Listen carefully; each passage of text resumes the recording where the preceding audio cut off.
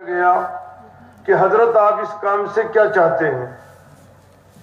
تو آپ نے فرمایا میں اس کام سے کچھ نہیں چاہتا، میں صرف اس کام سے یہ چاہتا ہوں کہ حضور اکرم صلی اللہ علیہ وسلم کے زمانے میں امت جس سطح پر تھی، یعنی صحابہ جس سطح پر تھے دین کی، یہ امت اس سطح پر آ جائے۔ آپ صلی اللہ علیہ وسلم کے زمانے میں 100% ایمان کی دعوت تھی، 100% اعمال زندہ تھے، 100% علم کے حلقے لگتے تھے، 100% ذکر کے حلقے لگتے تھے، 100% ان کا معاشرہ دینی تھا، 100% ان کے اخلاق دینی تھے۔ یہ معاشرہ حضور صلی اللہ علیہ وسلم والا زندہ ہو جائے پورے ورلڈ میں، پورے عالم میں، یہ ہے تبلیغ کا خلاصہ۔ تبلیغ سے کوئی پارٹی بنانا نہیں ہے، کوئی جماعت بنانا مقصود نہیں ہے، کوئی ایک فکر بنانا مقصود نہیں ہے، بلکہ حضور اکرم صلی اللہ علیہ وسلم کامل و مکمل جو دین لے کر آئے ہیں، جمیع ما جاء بہ النبی صلی اللہ علیہ وسلم، وہ زندہ ہو جائے۔ ہر لائن سے، ایمانیات کی لائن سے، عبادات کی لائن سے، اور اخلاقیات کی لائن سے، معاملات کی لائن سے، معاشرت کی لائن سے 100% دین زندہ ہو جائے گا۔ تو دوستو، جیسا بھی ہمارے حضرت مولانا شیخ الحدیث محمود صاحب فرما رہے تھے، بعد العصر آپ کو دھیان ہوگا کہ پھر اقوام عالم آپ کی قدم بوسی کریں گے۔ حضور اکرم صلی اللہ تعالی علیہ وسلم کامل و مکمل دین لے کر آئے ہیں، وہ کامل و مکمل دین امت میں زندہ ہو جائے گا تو اللہ تعالیٰ تمام حالات کو درست فرما دیں گے۔ آج میرے دوستو بزرگوں، امت مسلمہ حالات میں ہے، پریشان حال ہے اور مسکنت میں ہے، جیسے بھیگی ہوئی بکری یا بھیگی ہوئی بھیڑ، اس طرح سے امت مسلمہ ہے۔ اور اللہ کے نبی علیہ السلام نے ایک موقع پر ارشاد فرمایا تھا کہ امت مسلمہ کے یہ حالات بن جائیں گے کہ اقوام عالم ان کو نمٹانے میں ایسی متوجہ ہوں گی جیسا کہ بھوکے کھانے پر لپٹتے ہیں۔ تو صحابہ کرام نے عرض کیا کہ اللہ کے نبی علیہ السلام، کیا ہم تعداد میں کم ہوں گے؟ آپ نے فرمایا نہیں، بہت زیادہ ہوں گے، مگر مانند پانی کے جھاگ کے ہوں گے۔ کیا ہوں گے؟ پانی کے جھاگ، ان کی کوئی وقت نہیں، دودھ کے جھاگ، ان کا کوئی وزن نہیں۔ پانی کا وزن، پانی کے جھاگ کا کوئی وزن نہیں ہوتا۔ بہت بڑی تعداد میں ہوں گے لیکن پانی کے جھاگ کی طرح سے ہوں گے، حقیقت سے محروم ہوں گے۔ دین والے کہلائیں گے مگر دین کی حقیقت نہیں ہوگی، ایمان والے ہوں گے، ایمان کی حقیقت نہیں ہوگی، کلمے والے ہوں گے، کلمے کی حقیقت سے محروم ہوں گے۔ تو لوگ غلط فہمی میں مبتلا ہو جائیں گے ان کو دیکھ کر کہ ان کے دین میں کوئی حقیقت نہیں۔ تو ذلت ان کے اوپر طاری ہو جائے گی، مسکنت ان کے اوپر طاری ہو جائے گی، اور یہ زمین پر جو ہے دوستو بزرگوں ذلیل و خوار ہوں گے۔ کیوں؟ چونکہ حقیقت سے محروم ہوں گے۔ دعوت و تبلیغ کا خلاصہ یہ ہے کہ امت مسلمہ ایمان کے تعلق سے، یقین کے تعلق سے، اعمال کے تعلق سے، اور معاشرت کے تعلق سے، اور اخلاق کے تعلق سے جو اس کی حقیقت مطلوب ہے اس حقیقت پر آ جائے۔ پھر امت مسلمہ کی دوستو بزرگوں قیمت لگے گی، اور پھر ان کی وقت ہوگی، اور ساری دنیا میں ان کا ایک مقام ہوگا۔ چونکہ اللہ کے نبی صلی اللہ تعالی علیہ وسلم جو دین کی دعوت لے کر آئے ہیں، وہ دین کی دعوت ذلیل کرنے کے لیے نہیں ہے، بلکہ ذلت سے عزت دینے کے لیے ہے، اور پستی سے بلندی پر لانے کے لیے ہے۔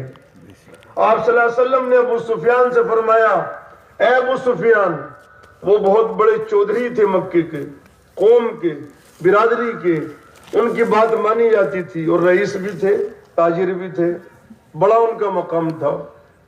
اے ابو سفیان، میں جو دعوت لے کر آیا ہوں، میں ایسی دعوت لے کر آیا ہوں کہ تم اس دعوت کو قبول کر لو تو دنیا اور آخرت کی کرامت حاصل کر لو گے۔ یا ابا سفیان جئتکم بکرامت الدنیا والآخرہ، اے ابو سفیان تم دنیا اور آخرت کی کامیابی حاصل کر لو گے۔ تم اگر اس محنت میں جڑ گئے اور اس دعوت کو تم نے کلمے کی قبول کر لیا تو تم سلامتی پا جاؤ گے۔ یہ آپ صلی اللہ علیہ وسلم نے کلمے کی دعوت چلائی۔ بلاد عربیہ کا حال یہ تھا کہ بلاد عربیہ پر کوئی حکمرانی کرنے کے لیے تیار نہیں تھا۔ یہ وحشی قوم تھی اور یہ خون چاٹتے تھے اور مردار کھاتے تھے، اور بڑی بڑی اس زمانے کی 4 طاقتیں تھی، سپر پاور طاقتیں تھی دنیا کی 4۔ کوئی بھی ان میں سے ان پر حکمرانی کرنے کے لیے تیار نہیں تھا۔ اللہ تعالیٰ نے حضرت نبی کریم صلی اللہ تعالیٰ علیہ وسلم کو مبعوث فرمایا۔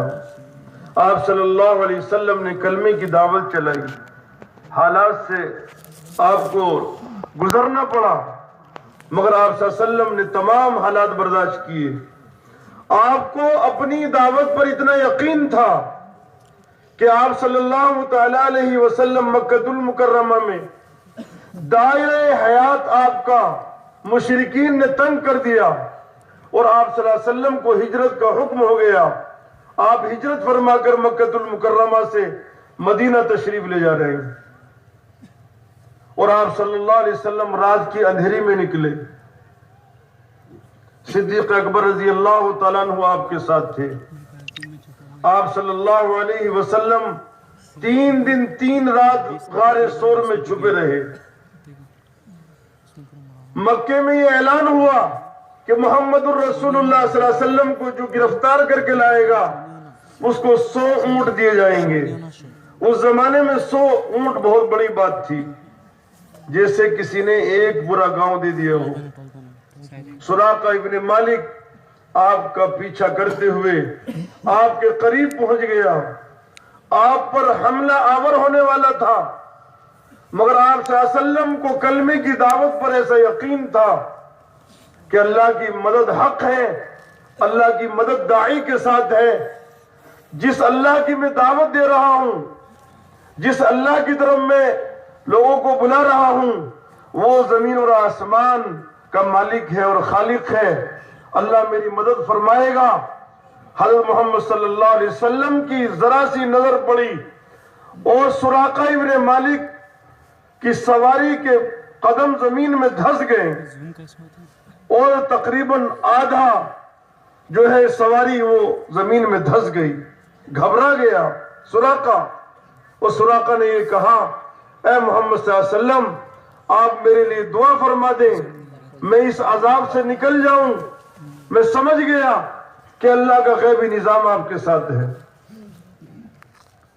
میرے دوستوں، بزرگوں اور بھائیوں، آپ صلی اللہ علیہ وسلم رحمت للعالمین تھے۔ آپ کسی کی ہلاکت کو نہیں پسند فرماتے تھے۔ آپ نے دعا فرما دی، اس کے سواری کے پاؤں زمین سے نکل گئے۔ آپ صلی اللہ علیہ وسلم نے فرمایا کہ اے سراقہ تو کلمہ پڑھ لے، کلمے کی حقیقت دل میں اتار لے، کلمے کی دعوت میں لگ جا۔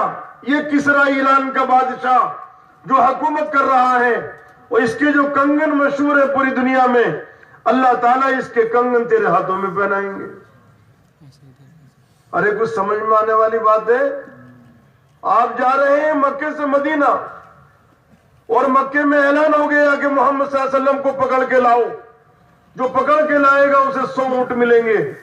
اور سراقہ اس لالچ میں گیا ہے پکڑنے کے لیے، اور آپ صلی اللہ علیہ وسلم فرما رہے ہیں ایسے وقت میں، جو وقت میرے دوستو خوف کا تھا، ڈر کا تھا، آپ کو اپنی جان کا میرے دوستو مسئلہ تھا، آپ فرما رہے ہیں کہ سراقہ مجھے اتنا یقین ہے اس کلمے کی دعوت پر کہ تو اگر اس محنت میں لگ جائے گا تو اللہ تعالیٰ کسرا ایران کا جو بادشاہ ہے، اس کے کنگن ساری دنیا میں مشہور ہیں، اللہ تعالیٰ تمہارے ہاتھوں میں اس کے کنگن پہنائیں گے۔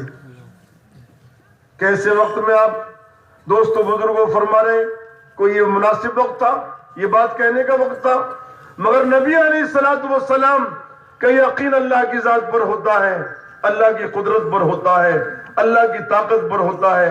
چونکہ نبی کی دعوت اللہ کی قدرت، اللہ کی ربوبیت، اللہ کی وحدانیت اور اللہ کے خزانے غیبی اور اللہ کا غیبی نظام اور اللہ کا ملکوتی نظام، اس کی طرف انبیاء علیہ السلام دعوت دیتے ہیں یقین کامل کے ساتھ.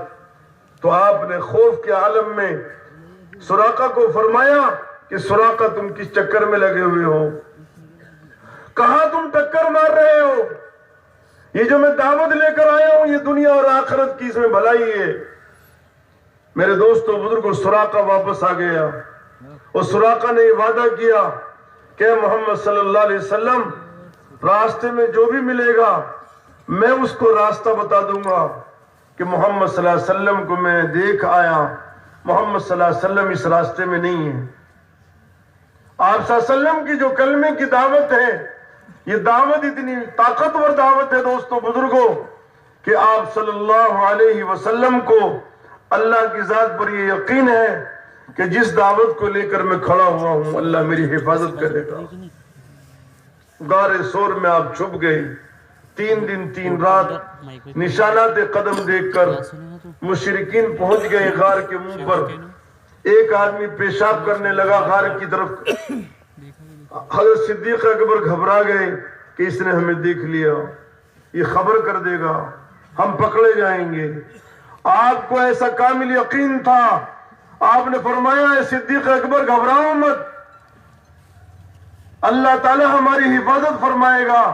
اگر یہ ہمیں دیکھ لیتا تو یہ ادھر کو پیشاب نہیں کرتا. چونکہ زمانے جاہلیت میں بھی عربوں کو بہت حیا تھی، حیادار تھے عرب. آپ اندازہ لگائیں آپ کے دروازے کے سامنے کوئی آدمی بیٹھا ہو تو وہ آپ کو اندر نہیں دیکھے گا، ضرور دیکھے گا. وہ غار کے منہ پر بیٹھا ہے، اندر نہیں دیکھے گا، ضرور دیکھے گا. مگر اللہ کا وعدہ ہے، اللہ کے وعدے پورے ہوتے ہیں دعوت کے ساتھ. دعوت کے ساتھ اللہ کے وعدے ہیں. اللہ کے وعدوں پر یقین تھا، یہ بے شک غار کے منہ پر بیٹھا ہے مگر اللہ تعالیٰ اس سے ہماری حفاظت کرے گا. اللہ تعالیٰ نے حفاظت فرمائی. وہ اندر نہیں دیکھ سکا، اللہ نے اسے اندھا کر دیا اور اپنے نبی کی حفاظت کے لیے مکڑی نے جالا تنا، کبوتری نے گھونسلہ رکھا اور کبوتری نے انڈے دے دیے. مشرکین غار پر پہنچے کہ نشان تو بتلاتے ہیں قدم کے کہ اس کے اندر گئے ہیں. آپس میں کہنے لگے ہاں آئے تو ہیں مگر واپس چلے گئے. اندر جاتے تو یہ جالا بھی نہیں ہوتا اور یہ گھونسلہ بھی نہیں ہوتا اور یہ انڈا بھی ٹوٹ جاتا. یہ سب حالات بتا رہے ہیں کہ آ کر چلے گئے. اللہ تعالیٰ نے نبی کی حفاظت فرمائی. نبی کو اے موت کے منظر میں، موت کا منظر، ہلاکت کا منظر، مگر اللہ پر ایسا توکل اور اعتماد کہ اللہ ہمارے ساتھ ہے. ابو بکر ڈرو مت، اللہ ہمارے ساتھ ہے. اللہ تعالیٰ نے غیبی انتظام فرمایا اور اپنے نبی علیہ السلام کی حفاظت فرمائی.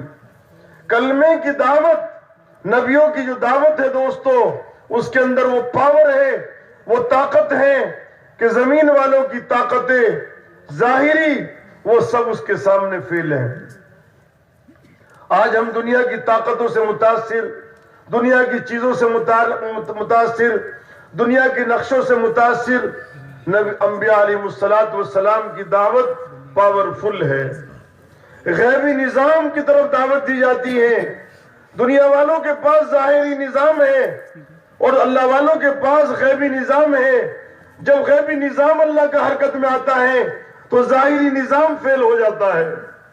فرعون کا ظاہری نظام تھا اور موسیٰ علیہ السلام کے ساتھ غیبی نظام تھا. موسیٰ علیہ السلام کے ساتھ جب غیبی نظام چلا تو فرعون کا ظاہری نظام فیل ہو گیا. ارے آپ دیکھ رہے نہیں سننے، پورا شہر مٹ گیا، پورا شہر تباہ برباد ہو گیا. جب اللہ تعالیٰ کسی شہر کی تباہی کا فیصلہ کر لیں گے دنیا کی کوئی طاقت نہیں بچا سکتی. اور جب اللہ تعالیٰ کسی کی حفاظت کا فیصلہ فرما لیں گے تو دنیا کی طاقتیں ان کا بال بھی کا نہیں کر سکتی. ساری دنیا کی طاقتیں اللہ کی طاقت کے مقابلے میں مکڑی کا جالا ہے.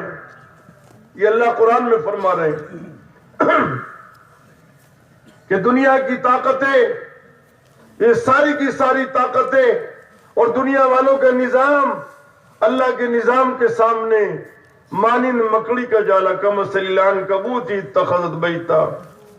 مکڑی کا جالا، مکڑی کے جالے کی کوئی حیثیت نہیں ہے. اللہ نے آسمان بنایا، اللہ نے زمین بنائی ہے، اللہ نے ہمیں پیدا کیا ہے. کائنات کا خالق اور مالک اللہ ہے. حاکم کی زندگی کا مالک اللہ ہے اور حاکم کی موت کا مالک اللہ ہے. یہ حکومتیں دوستو اللہ کے قبضے میں ہیں اور حکام بھی اللہ کے قبضے میں ہیں اور ملک بھی اللہ کا ہے اور مالک بھی اللہ کے ہیں. اللہ ہی ہیں.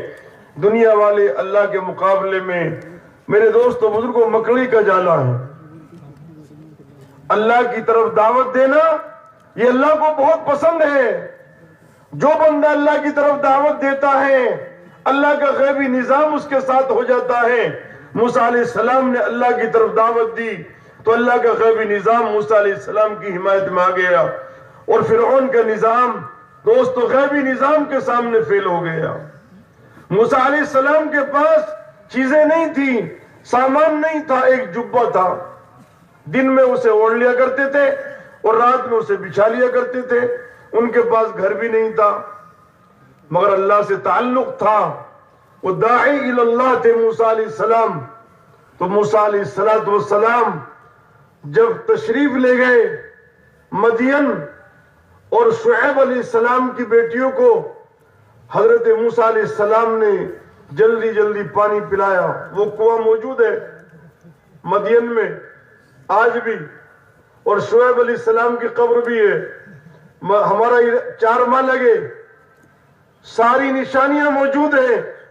اور مدین شعیب علیہ السلام کا علاقہ تھا اور موسیٰ علیہ السلام ہجرت فرما کر مصر سے مدین چلے آئے. چونکہ مصر اور مدین قریب ہے، اس کی حدود ملتی ہیں. تو بیٹیوں نے ابا سے تعریف کی کہ ابا ایک نوجوان ملا، اس نے خیر خواہی کی اور اخلاق کا مظاہرہ کیا اور ہمیں جلدی پانی پلا دیا. تو حضرت شعیب علیہ السلام نے موسیٰ علیہ السلام کو بلایا، موسیٰ علیہ السلام سے کارگزاری لی، فرعون کے حالات بتائے. موسیٰ علیہ السلام نے شعیب علیہ السلام نے تسلی دی، گھبراؤ مت، اور اپنی بیٹیوں سے شادی کر اپنی ایک بیٹی سے شادی کر دی. لمبا واقعہ میں اس میں جانا نہیں چاہتا اور ڈنڈا بھی دے دیا. موسیٰ علیہ السلام اپنی بیوی کو لے کر ڈنڈے کو لے کر اپنے علاقے میں واپس آ رہے ہیں. کوہ طور راستے میں پڑتا تھا، آگ کی ضرورت پڑی، بیوی درد ذہن میں مبتلا ہوئی اور بالکل ولادت کا وقت قریب تھا، آگ کی ضرورت تھی، سخت سردی پڑتی اس علاقے میں. تو آگ نظر آئی کوہ طور پر، حالانکہ وہ آگ نہیں تھی، وہ اللہ نے تجلی فرمائی تھی کوہ طور پر.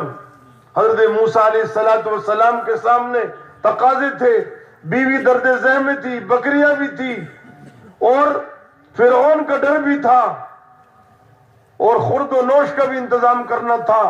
بشری تقاضے تھے. موسیٰ علیہ السلام کے سامنے جب کوہ طور پر آگ لینے کے لیے پہنچے تو اللہ کا حکم ہوا ہے کہ موسیٰ تم اپنے جوتے اتارو، اس لیے کہ تم مقدس وادی میں ہو. فَخْلَعْنَا عَلَيْكَ إِنَّكَ بِالْوَادِ الْمُقَدَّسِ طُوًى وَأَنَا اخْتَرْتُكَ فَاسْتَمِعْ لِمَا يُوحَىٰ. ہم تمہیں چن رہے ہیں نبوت کے لیے، تم سنو غور سے جو ہم وحی کریں گے تمہاری طرف. اِنَّنِي أَنَا اللَّهُ، میں ہوں اللہ. اور اللہ نے تعارف کرایا موسیٰ علیہ السلام سے، اے موسیٰ تم میرا تعارف کراؤ، تم میرے رسول ہو، تم میرے نبی ہو. اذهب الى فرعون انه طغى، فرعون کے پاس جاؤ، وہ سرکشی پر آ گیا ہے. معمولی بات، بیوی درد ذہن میں، بکریاں ساتھ، تقاضا بشری، خوف کا عالم، چونکہ اعلان ہو گیا فرعون کی طرف سے کہ موسیٰ کو پکڑ کے لاؤ۔ ایک بڑی طاقت، سپر پاور طاقت اس زمانے کی، موسیٰ علیہ السلام کی گرفتاری کا آرڈر، اور اللہ حکم دے رہے ہیں کہ فرعون کے پاس جاؤ، یہ معمولی بات ہے، اور اپنے بھائی کو بھی ساتھ لے لو اور تم دونوں جاؤ، اس کو دعوت دو۔ چونکہ مطالبہ کیا موسیٰ علیہ السلام نے کہ اللہ میرے ساتھ میرے بھائی کو کر دے، وہ مجھ سے زیادہ فصیح ہے، بات اس کی واضح ہے، چونکہ موسیٰ علیہ السلام کی زبان میں لکنت تھی۔ دونوں گئے فرعون کے دربار میں کہ ہم دونوں، انا رسول ربی، ہمارے رب نے رسول بنا کر بھیجا ہے تیری طرف، ہماری طرف رسول بنا کر بھیجا۔ ڈینگے مارنے لگا کہ تو وہ نہیں ہے جو بھاگ گیا تھا اور یہ کیا تھا اور وہ کیا تھا، کہ ہاں وہ جو کچھ بھی تھا، مگر اس وقت میں نبی ہوں، تیرے پاس کوئی علامت، کوئی نشانی، کہ میرے پاس یہ ڈنڈا نشانی ہے۔ ارے ڈنڈے سے کوئی ڈرے گا؟ فرعون نے تمام لشکر بنایا اور تمام اسباب اختیار کیے، اور اس کے بعد بے انتہا ہتھیار، اور موسیٰ علیہ السلام کے پاس ڈنڈا۔ ارے ڈنڈا نہیں، موسیٰ علیہ السلام کے ساتھ غیبی نظام، ملکوتی نظام، خالق کائنات کی طاقت موسیٰ علیہ السلام کے ساتھ۔ یہ ڈنڈا دیکھنے میں ڈنڈا، مگر یہ اللہ کی قدرت۔ اللہ چاہیں گے ڈنڈا، اور اللہ چاہیں گے تو اژدہا، اور اللہ چاہیں گے کچھ اور بنا دیں گے، چونکہ سب کچھ اللہ کے ہاتھ میں ہے۔ وہ ڈنڈا ڈالا، وہ اس سے متاثر نہیں ہوا۔ ڈنڈے سے کون متاثر ہوگا؟ ایک لکڑی چھوٹی سی، اس سے کون متاثر ہوگا؟ اس سے پہلے موسیٰ علیہ السلام کا اللہ تعالیٰ نے ایمان منایا اور فرمایا اللہ تعالیٰ نے، وَمَا تِلْكَ بِيَمِينِكَ يَا موسیٰ، تمہارے ہاتھ میں موسیٰ کیا ہے؟ کہ میرے ہاتھ میں ڈنڈا ہے۔ اچھا، القیا یا موسیٰ، اسے ڈالو۔ ڈالا، فَإِذَا هِيَ حَيَّةٌ تَسْعَىٰ، وہ سانپ بن گیا۔ موسیٰ علیہ السلام کو یقین بن گیا، نہ یہ سانپ ہے نہ یہ ڈنڈا ہے، یہ اللہ کی قدرت ہے۔ موسیٰ علیہ السلام نے ڈنڈا ڈالا، سانپ بن گیا۔ فرعون گھبرا گیا، جادوگروں کو بلایا، ناکام ہو گئے، ایمان لے آئے، مگر وہ سرکشی پر تھا، اللہ نے دریائے نیل میں غرق کر دیا۔ میرے دوستو، اس واقعے سے اشارتاً میں عرض کرنا چاہتا ہوں، جب کلمے کی دعوت چلتی ہے تو کلمے کی دعوت کے مقابلے میں جو ظاہری نظام ہے دنیا والوں کا، وہ فیل ہو جاتا ہے، چونکہ اللہ کا غیبی نظام اور ظاہری نظام دونوں میں فرق ہے۔ غیبی نظام کے مقابلے میں ظاہری نظام مکڑی کا جالا ہے۔ کیا ہے بولو؟ مکڑی کا جالا ہے، خدا پاک کی قسم۔ غیبی نظام، غیبی قدرت، غیبی طاقت، اللہ تعالیٰ قادر مطلق ہے، سب کچھ اللہ کے قبضے میں ہے۔ تمام جبابرہ، تمام فراعنہ، ان کی گردنیں اللہ کے قبضے میں ہیں۔ فرعون کا نظام معطل اور فرعون کا نظام فیل ہو گیا ایک ڈنڈے کے مقابلے میں۔ نبی سیدھا سادہ ہوتا ہے، نبی کے پاس اسباب کی ریل بل نہیں ہوتی، مگر نبی کے ساتھ معیت خداوندی ہوتی ہے، نصرت عزتی ہوتی ہے، غیبی نظام اس کے ساتھ ہوتا ہے، غیبی طاقت نبی کے ساتھ ہوتی ہے۔ اللہ نے فرعون کو دریائے نیل میں غرق کر دیا اور موسیٰ علیہ السلام اسی دریائے نیل سے پار ہو گئے۔ رات حافظ مقصود صاحب نے فرمایا نہیں، فرعون کی نعش مصر میں، یہ کیا علاقہ ہے آلریڈی؟ کیا آلی واڑی؟ سنو آلی واڑی والوں خاص طور پر، فرعون کی نعش جو کی تم جیسا گوشت اور جیسا تھا، بعینہ ہی، کتنے ہزار سال گزر گئے، مصر میں آج بھی رکھی ہوئی ہے، قاہرہ میں۔ ہم تیرے بدن کو محفوظ رکھیں گے تاکہ آنے والے بے دین، بے ایمان، خدائی کا دعویٰ کرنے والے، زمین آسمان کے قلابے ملانے والے عبرت حاصل کریں۔ فرعون تیری نعش سے ہم قیامت تک تیری نعش کو رکھیں گے۔ فرعون کی نعش آج بھی رکھی ہوئی ہے۔ ہم تیرے بدن کو محفوظ، پانی نے قبول نہیں کیا، زمین کو حکم ملا کہ اے زمین تو اس کی نعش کو مت گلانا، ہم اس کی نعش کو قیامت تک رکھیں گے۔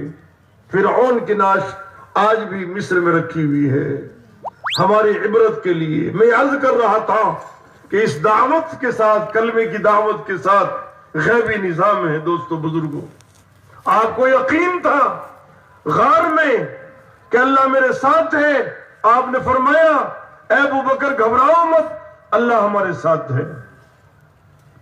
اللہ تعالیٰ نے غیبی انتظام کیا حفاظت کا، مکڑی سے حفاظت کروائی۔ کبوتری چھوٹی سی مخلوق ہے، کمزور، اور مکڑی اس سے بھی زیادہ کمزور، دو کمزور مخلوق سے اللہ نے اپنے نبی کی حفاظت کروائی۔ میرے دوستو بزرگوں، یہ امت مسلمہ، اس کی اصل ذمہ داری دعوت اللہ کی محنت ہے۔ جب یہ امت مسلمہ دعوت کی محنت میں لگ جائے گی تو اللہ تعالیٰ غیبی طریقے سے اس امت کی حفاظت فرمائیں گے۔ دنیا کی کوئی طاقت بھی اس امت کا بال بھی کا نہیں کر سکتی۔ ہم کمزور ہیں، ہم ضعیف ہیں، ہم کچھ نہیں کر سکتے، ہم ڈینگے نہیں مار رہے، مگر اللہ جس نے آسمان بغیر ستون کے بنایا ہے اور زمین کو پانی پر بچھایا ہے، وہ عرش و کرسی کا مالک اللہ سب کچھ کرنے پر قادر ہے۔ دیکھو کرونا میں کیا ہوا، ارے کرونا میں کیا ہوا، لکھنؤ میں جوڑ میں گیا، ایسا لگ رہا تھا جیسا ٹرین میں پہلی مرتبہ زندگی میں بیٹھ رہے ہوں۔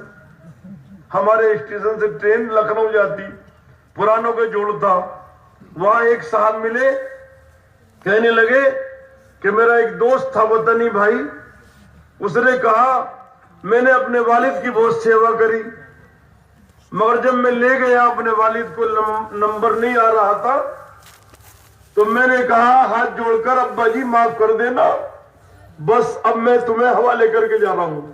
کیا ہوا کیا نہیں ہوا اللہ بہتر جانے، سمجھ گئے نہیں؟ کرونا کا مقابلہ ساری دنیا کی طاقت کر سکی؟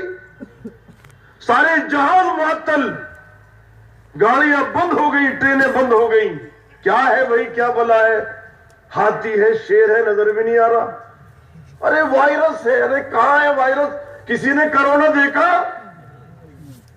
پورا نظام معطل کر دیا اللہ تعالیٰ نے، ساری دنیا کی فلائٹیں بند ہو گئی۔ شروع میں فلائٹ چلی، ہم گئے موریتانیہ اجتماع کرنے، دلی ایئرپورٹ پر پہنچے، وہاں چیکنگ، وہاں ڈاکٹر، وہاں تفتیش، سب لگے ہوئے ہیں خدمت میں۔ ایک آدمی کو جہاز میں بٹھانے تک کتنی جگہ چیکنگ ہو رہی، سب کو لگا دیا اللہ نے کام پہ۔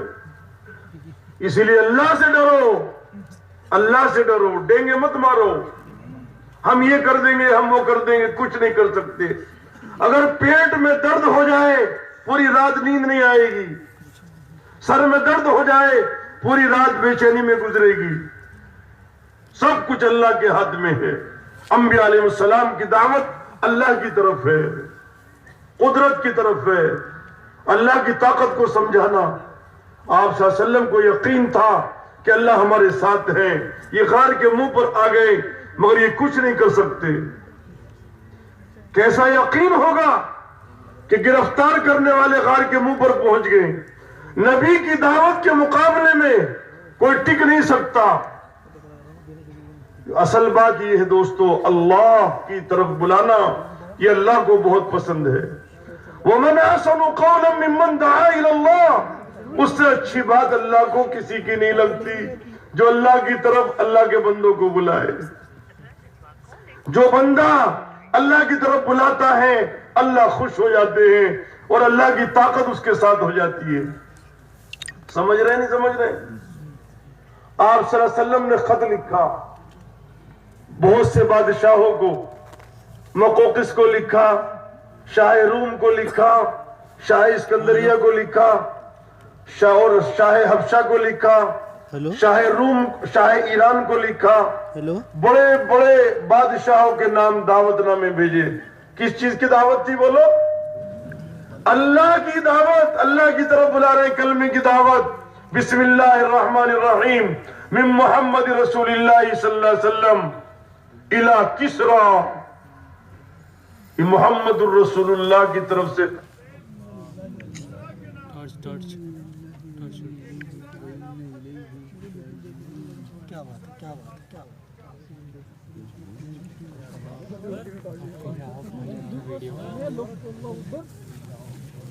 ابراہیم وعلی آل ابراہیم انک حمید مجید۔ ایک صحابی خط لے کر گئے، کسرا ایران کا بادشاہ۔ سنو غور سے ذرا، تھوڑا سا نیچے اتر کر بات کرنی پڑتی، عوام بھی بہت ہے نا۔ خط گیا، کیا گیا خط میں؟ کلمے کی دعوت کسرا کے لیے۔ کسرا نے پڑھا بسم اللہ الرحمن الرحیم من محمد رسول اللہ۔ ارے میرے نام سے پہلے خط میں جو ہے اپنا نام لکھ دیا، محمد کون ہے یہ؟ میں تو بادشاہ ہوں ایران کا۔ اس نے کہا پکڑ کے لاؤ، کون نامعقول ہے یہ اپنا نام لکھتا ہے میرے سے پہلے؟ تو بازان گورنر تھا یمن کا، کسرا کی طرف سے، وہ بیچ میں یمن پڑتا تھا۔ تو خط اس نے آرڈر کیا بازان کو، گورنر کو، گورنر صاحب یہ محمد کون پیدا ہوئے ہیں؟ انہوں نے خط دیا ہے اور اپنا نام لکھا ہے، 2 آدمی بھیجو پکڑنے کے لیے۔ 2 آدمی آئے لمبی لمبی مچھوں والے پکڑنے کے لیے مدینہ۔ کہ بھئی کیوں آئے ہو؟ کہ آپ کو پکڑنے آئے ہیں۔ کس نے بھیجا ہے؟ کہ بازان نے بھیجا ہے کسرا کی طرف سے۔ وہ تو بڑی سپر پاور طاقت تھی، ان 2 قاصدوں کو کوئی چھیڑ بھی نہیں سکتا تھا۔ ارے یہ مونچھیں کیسی ہیں تمہاری کہ کسرا نے ہمیں حکم دیا ہے مونچھیں لمبی لمبی رکھو، داڑھی مت رکھو۔ آپ نے فرمایا کہ میری دعوت یہ ہے کہ مونچھیں کترواؤ اور داڑھی۔ اور ہم بھی ایسے ہو رہے ہیں، کسرا کے آدمی بن رہے ہیں ہم بھی، محمد ہی کہاں بن رہے ہیں ہم۔ تو آپ متاثر نہیں ہوئے، آپ نے فرمایا ٹھیک ہے جاؤ، مجھے پکڑنے آئے ہو، صبح آنا۔ صبح آئے دونوں کہ جی کیا حکم ہے؟ کہ جاؤ بس کام ہو گیا تمام۔ کیا ہو گیا؟ ارے کیا ہوا کہ کسرا کے بھتیجے نے کسرا کا کام تمام کر دیا، یا کسرا کے بیٹے شیروان نے کام تمام کر دیا۔ حکومت کے لالچ میں ابا کا کام تمام کر دیا۔ جو نبی سے اور نبی کی دعوت سے اور کلمے کی دعوت سے ٹکراتا ہے، اللہ کی طرف سے اس کا کام تمام ہو جاتا ہے۔ یہ مسکین امت ماری ماری اس لیے پھر رہی ہے کہ کلمے کی دعوت کو بھول گئی اور یہ چیزوں میں کی دلدل میں پھنس گئی۔ اذا عظمت امت الدنیا نزعت منها ہیبت الاسلام، جب میری امت دنیا کو بڑی چیز سمجھے گی تو اسلام کی ہیبت اور وقت نکل جائے گی۔ وَإِذَا تَرَكَتِ الْأَمْرَ بِالْمَعْرُوفِ وَالنَّهِيَ عَنِ الْمُنْكَرِ، امر بالمعروف اور نہی عن المنکر دعوت کی محنت چھوڑ دے گی۔ حرمت برکت الوحی، قرآن پڑھے گی مگر قرآن کی برکتیں میسر نہیں آئیں گی۔ وَإِذَا تَصَابَتْ أُمَّتِي، اور جب میری امت گالی گلوچ میں لگ جائے گی، سقطت من عین اللہ، اللہ کی نگاہ سے گر جائے گی۔ دعوت میں اتنی طاقت ہے دوستو بزرگوں کہ جاؤ۔ وہ واپس گئے یمن، بازان سے ملے، کیا ہوا؟ لائے نہیں، چونکہ اس زمانے میں وائرلیس نہیں، موبائل نہیں، سواریوں سے لوگ جاتے تھے، اور عربوں کی سواری اونٹ۔ اونٹ کتنے دن میں پہنچے گا؟ دوسرے ملک میں اونٹ کتنے دن میں پہنچے گا کہ لائے نہیں محمد کو پکڑ کے کہ انہوں نے تو یہ خبر دی ہے کہ کسرا کا کام تمام ہو گیا. ارے کس وقت، کس دن؟ کہ اس دن، اس وقت، اس تاریخ میں کسرا کا کام تمام ہو گیا. پتہ یہ چلا کہ اسی وقت کسرا کا کام. محمد صلی اللہ علیہ وسلم کسی کے جان لیوا نہیں ہے، جانی دشمن نہیں ہے، مگر اللہ تعالیٰ نے جب پیدا کیا ہے تو اللہ ہی جان لے لیتے ہیں. محمد صلی اللہ علیہ وسلم نے جان نہیں لی اس کی، اس کے بیٹے نے کام تمام کر دیا. جو روڑا اٹکاتے ہیں دوستوں بزرگوں، داعی کے لیے جو روڑا بنتے ہیں، اللہ ان روڑوں کو صاف کر دیتے ہیں. اللہ نے روڑوں کو صاف کر دیا. پھر آپ نے خط لکھا شاہ حبشہ کے نام. غور سے سنو، ذرا توجہ سے سنو، بیان کے انداز میں مت سنو، سمجھنے سمجھانے کے انداز میں سنو. کہاں لکھا خط؟ حبشہ کے بادشاہ تھا اس کے نام. اس نے خط کو بوسہ دیا اور آپ کی دعوت کو قبول کر لیا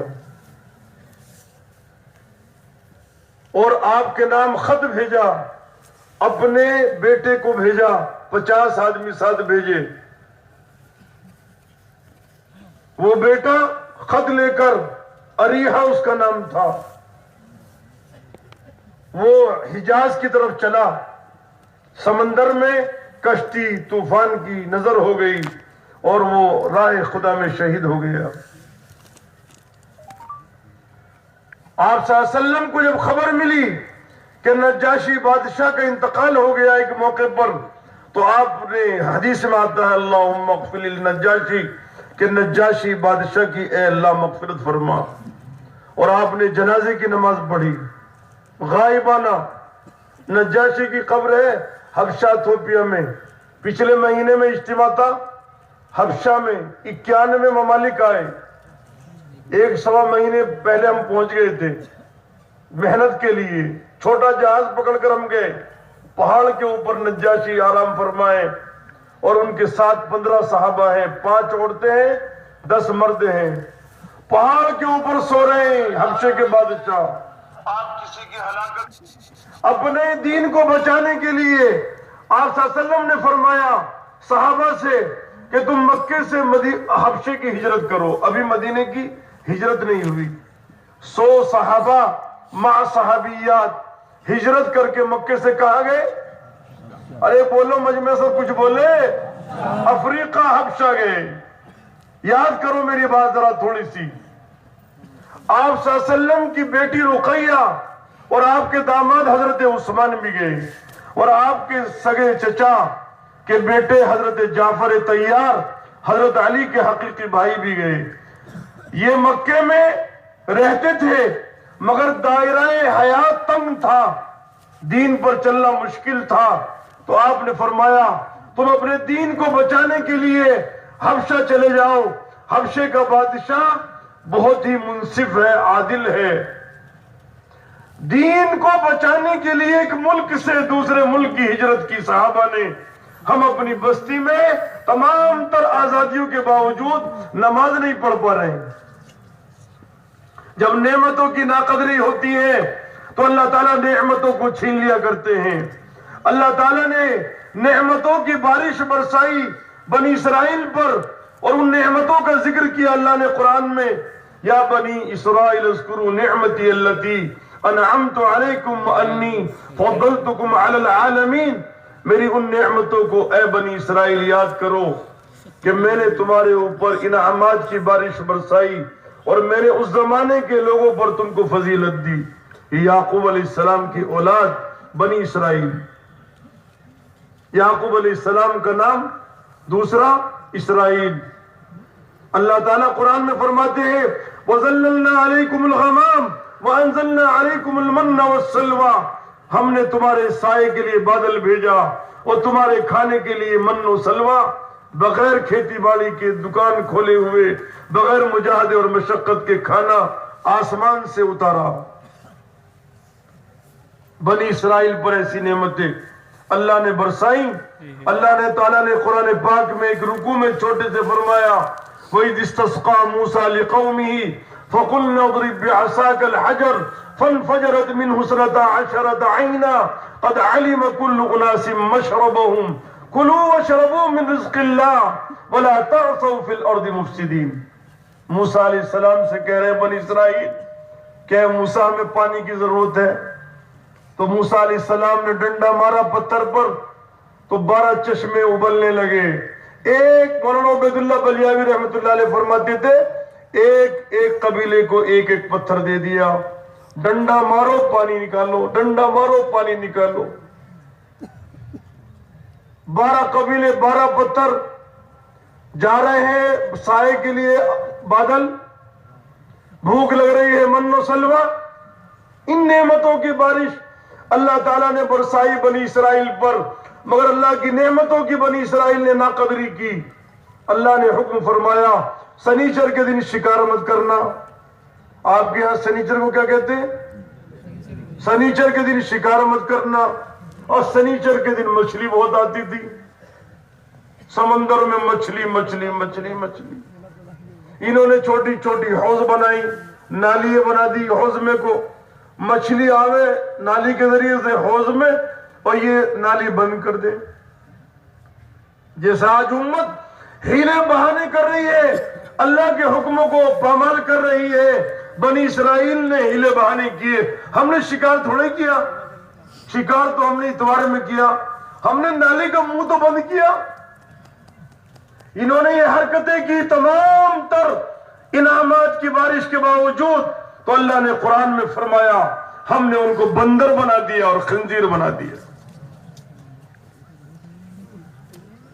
ہمارے نبی رحمت للعالمین ہیں, یہ امت بندر اور سور نہیں بنے گی, مگر جو نعمتوں کی ناقدری امت کر رہی ہے اب تک عذاب آ جاتا.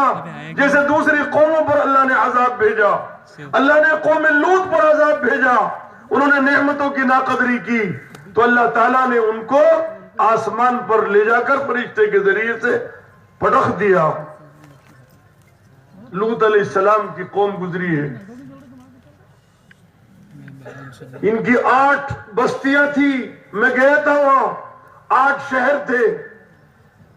انہوں نے نعمتوں کی ناقدری کی اور نبی علیہ السلام کی دعوت کی تکذیب کی. اللہ تعالیٰ نے ان کے نچلے حصے کو اوپر کر دیا اور اوپر کے حصے کو فجعلنا عالیہا سافلہا, پٹخ کے مار دیا. آسمان والوں نے ان کے جانوروں کی, بھیڑ بکریوں کی آواز کو سنا, اتنا اونچا لے گئے جبرائیل, پر کے کنارے سے. اللہ کے فرشتوں کا کوئی مقابلہ نہیں کر سکتا. اللہ جو چاہے کائنات میں تصرف کر سکتے ہیں.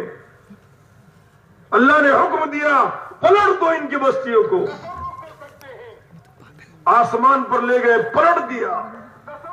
میرے رہبر بیٹھے تھے بہت پرانے شیخ نورانی, پہاڑ بحر میت, مردار سمندر. غور سے سنو, جو قرآن نے بیان کیا ہے اس کو غور سے سنو.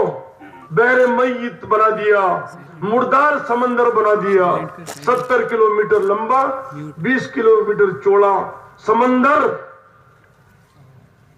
پانی بن گیا, زمین میں بستیاں دھس گئی.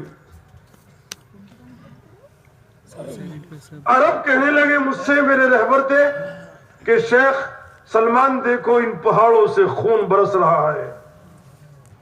اور ایک شیخ نے کہا میں نے 12 کلو کی مچھلی زندہ اس پانی میں ڈالی, فوراً مر گئی.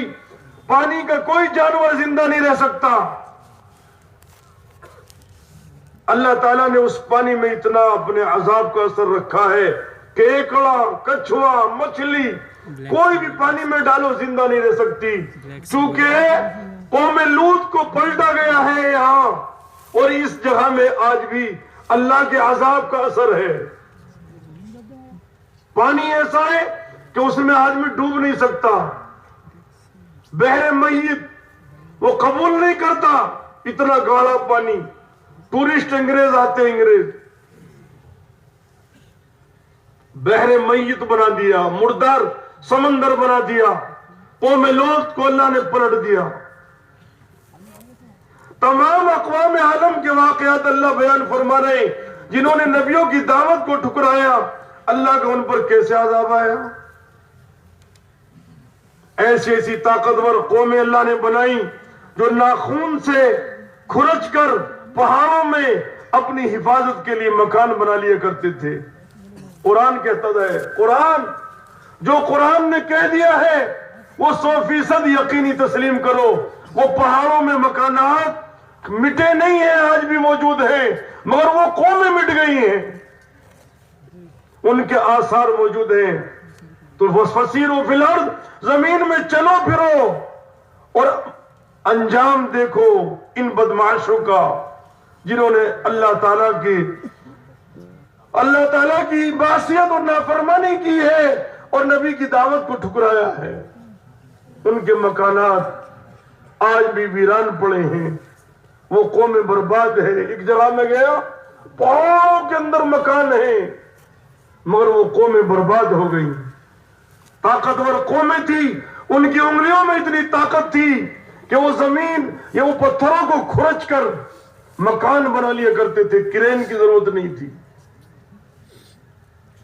یہ قرآن کہہ رہا ہے اور ان کے وہ مکانات موجود ہیں. جیسے میں نے عرض کیا کہ فرعون کی نعش مصر میں رکھی ہوئی ہے. آج جتنی زمین پر نافرمانی ہو رہی ہے، یہ زمین کو اللہ تعالیٰ بربادی لے آتے، تباہ برباد کر دیتے. ہمارے نبی صلی اللہ علیہ وسلم رحمت بن کر آئے، ان کی برکت سے ہم لوگ اس زمین پر سانس لے رہے ہیں، ورنہ بدماشی کی کوئی کمی نہیں ہے. اللہ کے حکم کو توڑا جا رہا ہے، مؤذن اذان دے رہا ہے، اللہ سب سے بڑے ہیں، حی علی الصلاۃ حی علی الفلاح، مگر ہم سو رہے ہیں، نمازیں چھوڑ رہے ہیں. اور رہا مسئلہ وہ ان دوسروں کا، یہ ایمان والوں کی برکت سے کھا پی رہے ہیں. یقین کرنا، ہم کسی کو برا نہیں کہتے. قرآن میں اللہ نے فرمایا کسی کے مذہب کو برا مت کہو ورنہ وہ تمہیں برا کہیں گے. ہم اپنے دین کی حقانیت بیان کر رہے ہیں، ہم اپنے دین کا تذکرہ کر رہے ہیں. یہ ساری نشانیاں موجود ہیں. یمن میں ایک باغ تھا. کیا تھا؟ ایک یمن میں باغ تھا. کب تھا؟ کیا تھا؟ ارے اس کا کچھ تو آثار ہوں گے. وہ اللہ والا آدمی تھا. وہ باغ تھا بہت بڑا، 10 کلومیٹر سمجھو. کتنا بڑا؟ 10 کلومیٹر کا باغ تھا. قرآن میں اس کا تذکرہ ہے. تو وہ 3 جگہ اس کی آمدنی کو کرتا تھا. غریبوں کو ایک حصہ، باغ پر ایک حصہ، اپنی ضرورت پر ایک حصہ. اس کا انتقال ہو گیا. بیٹوں نے کہا کہ ابا تو بیوقوف تھا، مال ہمارا کھلاتا تھا غریبوں کو. جیسے آج ہم زکات روک کر رکھ رہے ہیں نا، 2.5% بھی نہیں دے رہے. یہ قیامت کے دن سانپ اور بچھو کی شکل میں مال آئے گا. مال کی محبت اور دنیا کی محبت جس کے دل میں اتر گئی، سارے دنیا کے قطب ابدال مل کر اس کو ہدایت نہیں دے سکتے. تو وہ مر گیا. بیٹے گئے پھل توڑنے کے لیے، اندھیرے اندھیرے. دن میں جائیں گے تو گاؤں والے پیچھے لگیں گے. اندھیرے اندھیرے گئے، باغ تک پہنچ گئے کہ آپس میں کہنے لگے باغ تو ہے ہی نہیں، ادھر چلو ادھر چلو. رات میں راستہ بھٹک گئے، اندھیرے میں راستہ بھٹک گئے. بھٹکے نہیں تھے، وہی تھے. وہ باغ تھا ہی نہیں. اللہ نے آسمان سے آگ بھیجی اور اس باغ کو کھا گئی. یہ اللہ نے قرآن میں ذکر فرمایا. یمن گئے تھے ہم، یمن. ہاں، وہ 10 کلومیٹر تک کتنی بارش ہو، اس باغ کی جگہ میں ایک گھاس کا تنکا نہیں اگتا. آگ بن گئی، آگ زمین. ایک مفتی صاحب تھے بہت بڑے، تو ایک ساتھی اس کا کوئی ڈیلا لے کر آئے. مگر مفتی صاحب نے اسے اچھا نہیں سمجھا، چونکہ اس زمین میں اللہ کا عذاب آیا تھا تو ہم اس کی مٹی کو کیوں لے کر جائیں؟ علماء تو علماء ہی ہوتے نا، وہ خلیفہ بھی ہیں حضرت مدنی رحمت اللہ علیہ کے واسطے سے. تو وہ میرے سامنے اس نے جو ہے وہ مٹی دی کہ حضرت دیکھو یہ ہمارے ساتھی نے، ہمیں پتہ نہیں تھا، اس نے مٹی رکھ لی. وہ مٹی دکھائی سرخ کہ یہ کون سی مٹی، کہ وہ 10-12 کلومیٹر کا جو باغ تھا وہ آگ نے جلا دیا بدنیتی پر کہ ہم غریبوں کو نہیں دیں گے. اور ابا جب تھا تو برکت ہی برکت تھی، ایک حصہ غریبوں کا اور ایک حصہ اپنی ضروریات کا اور ایک حصہ باغ کی آبپاشی ہے، خدمت ہے، اصلاح ہے. یہ تھا. یہ سب آثار دنیا میں موجود ہیں. آپ چل پھر کر اللہ قرآن میں فرما رہے ہیں، جو اللہ نے قرآن میں فرما دیا، قرآن اللہ کا کلام ہے، وہ حق ہے. چل پھر کر دیکھو، وہ جگہ بھی مل جائے گی جہاں قارون کو دسایا گیا، وہ جگہ بھی موجود ہے جہاں قارون کو میں اس کے خزانے کے دسایا گیا. تبوک کے اندر وہ بستیاں بھی موجود ہیں جو کھنڈرات بن گئیں. اللہ نے پتھروں کی بارش کی، جو اللہ بوندے برساتا ہے وہ اللہ برف بھی برساتا ہے. کبھی کبھی وہ برف 1 کلو کا کر دے، 2 کلو کا کر دے، اللہ کو کوئی روک سکتا ہے؟ ارے ایک معمولی سی ہوا میں جراثیم ڈال دیے، ساری دنیا میں طوفان برپا ہو گیا. تو اللہ اگر پتھروں کی بارش کر دے گا تو دنیا والے باقی رہ سکتے ہیں؟ جب نبی کی دعوت کو قوم نے ٹھکرایا تو اللہ نے پتھروں کی بارش کی. اللہ ہوا کو تیز کر دے، تمہارا گاؤں محفوظ رہے گا، تمہارا ملک محفوظ رہے گا، پورا ورلڈ محفوظ رہے گا. اللہ نے ہوا کا عذاب بھیجا، درخت جیسے ان کے قد و قامت تھے پٹخ پٹخ کے ختم کر دیا. وَرِيحٍ صَرْصَرٍ عَاتِيَةٍ سَخَّرَ عَلَيْهِمْ 7 لَيَالٍ وَثَمَانِيَةَ أَيَّامٍ، 7 رات اور 8 دن ہوا چلی، پٹک پٹک کے قوموں کو برباد کر دیا. ہم دنیا والوں سے متاثر ہو گئے. انبیاء علیہ السلام کی جو دعوت تھی وہ دعوت اس امت کو ختم نبوت کے طفیل میں ملی تھی.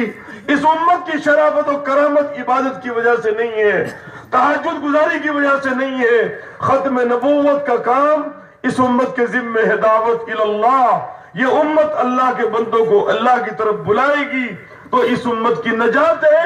اللہ نے قسم کھائی ہے ایک سورت میں، والعصر ان الانسان لفی خسر، تم سب خسارے میں ہو الا الذین آمنوا، مگر ایمان والے، وعملوا الصالحات، اور عبادات والے، وتواصوا بالحق وتواصوا بالصبر.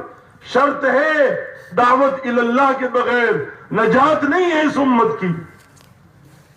اس لیے اللہ کے نبی صلی اللہ علیہ وسلم نے فرمایا، اذا تبایعتم بالعینہ واخذتم اذناب البقر ورضیتم بالزرع وترکتم الجہاد سلط اللہ علیکم ذلہ. جب تم پکڑ کر بیلوں کی کھیتوں میں پڑ جاؤ گے، خرید و فروخت میں لگ جاؤ گے، منڈیوں میں، اور تم اللہ کے حکموں کو پامال کرو گے، سلط اللہ علیکم ذلہ، اللہ تمہارے اوپر ذلت مسلط کر دیں گے. جب تم دین کی محنت کو چھوڑ دو گے، اور یہ ذلت نہیں ہٹے گی حتی ترجعوا الی دینکم، جب تک کہ تم دین کی تمام تر ذمہ داریوں کو پورا نہ کرو. اب کوئی نبی قیامت تک نہیں آئیں گے. میں عرض کر رہا تھا کہ صحابہ اپنے دین کو بچانے کے لیے کہاں گئے؟ حبشہ گئے.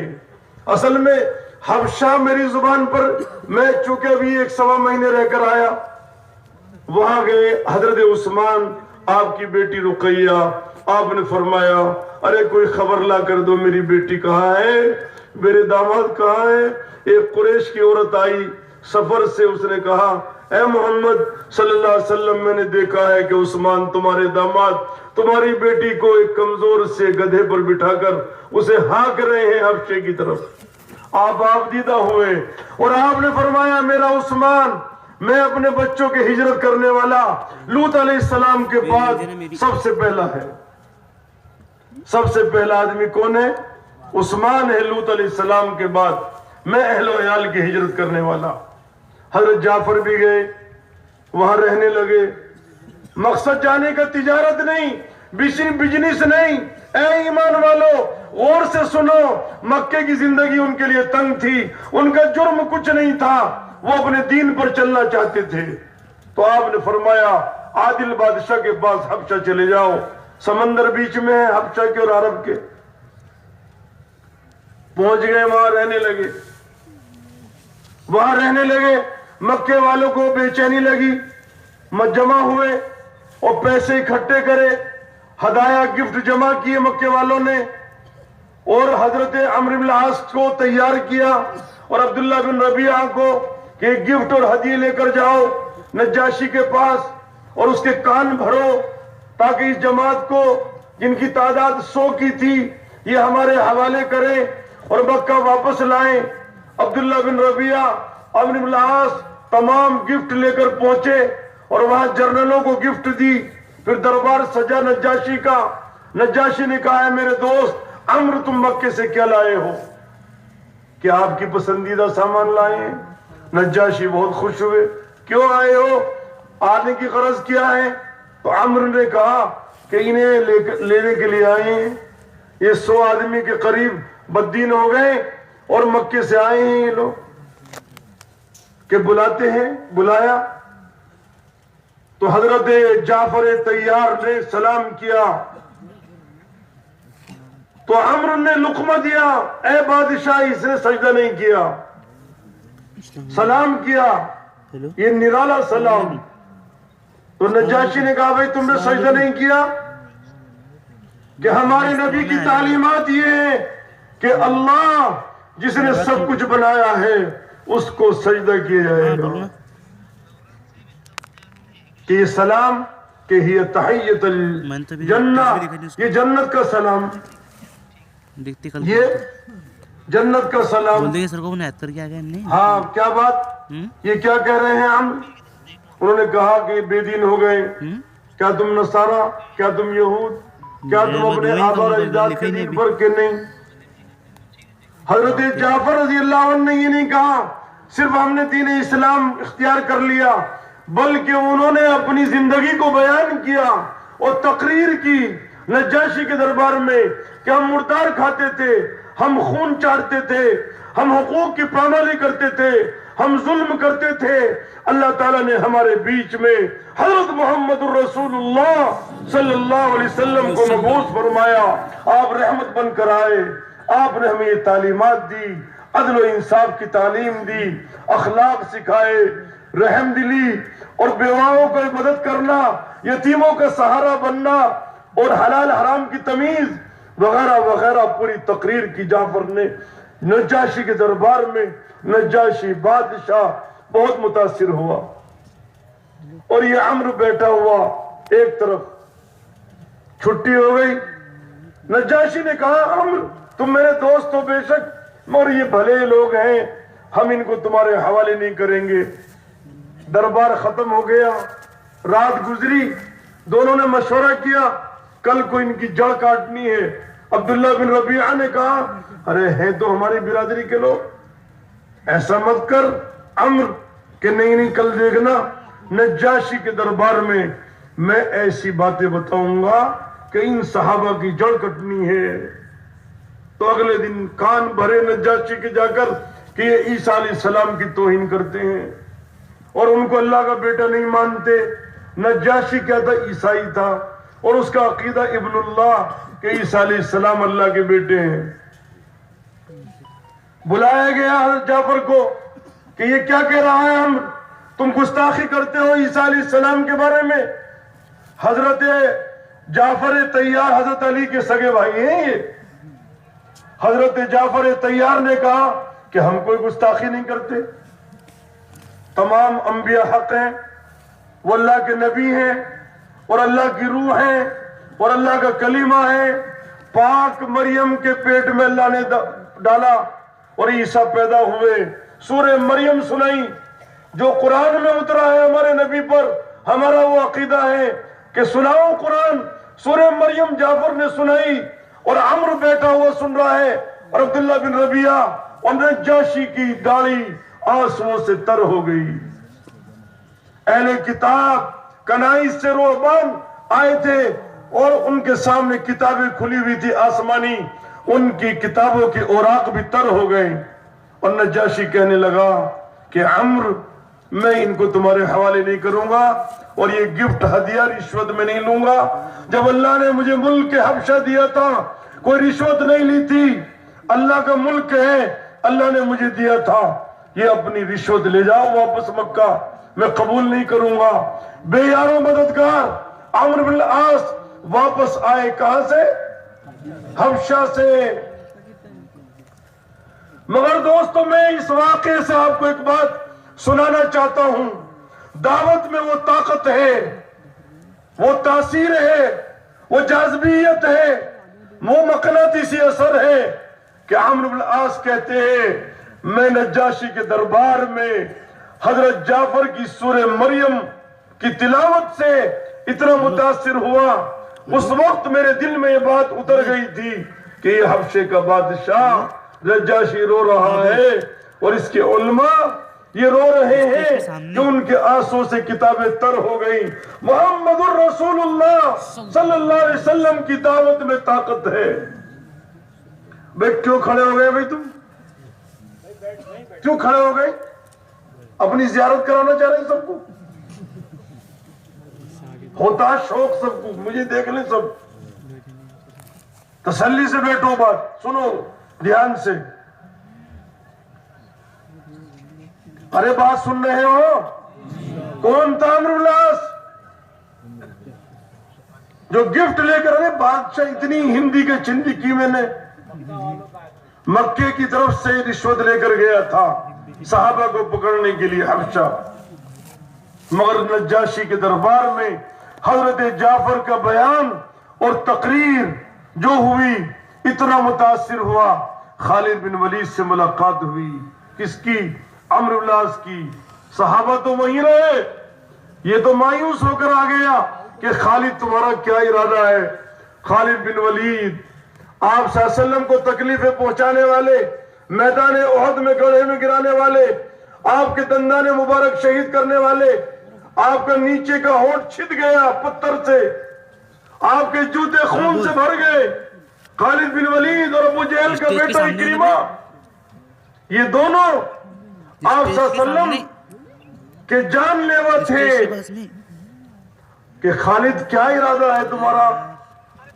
عمرو بن العاص نے کہا، جو مایوس ہو کر وہ حبشہ سے واپس آیا۔ خالد بن ولید نے یہ کہا کہ ایسا ہے کہ محمد الرسول اللہ صلی اللہ علیہ وسلم کی غیبی تائید ہو رہی ہے، ہر میدان میرے ہاتھ سے نکل جاتا ہے۔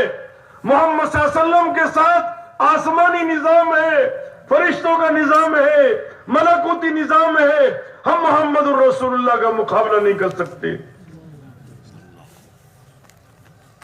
کہ پھر کیا ہے کہ محمد صلی اللہ علیہ وسلم کا دامن تھامے بغیر چارہ کار نہیں ہے کہ عمرو تمہارا کیا ارادہ ہے؟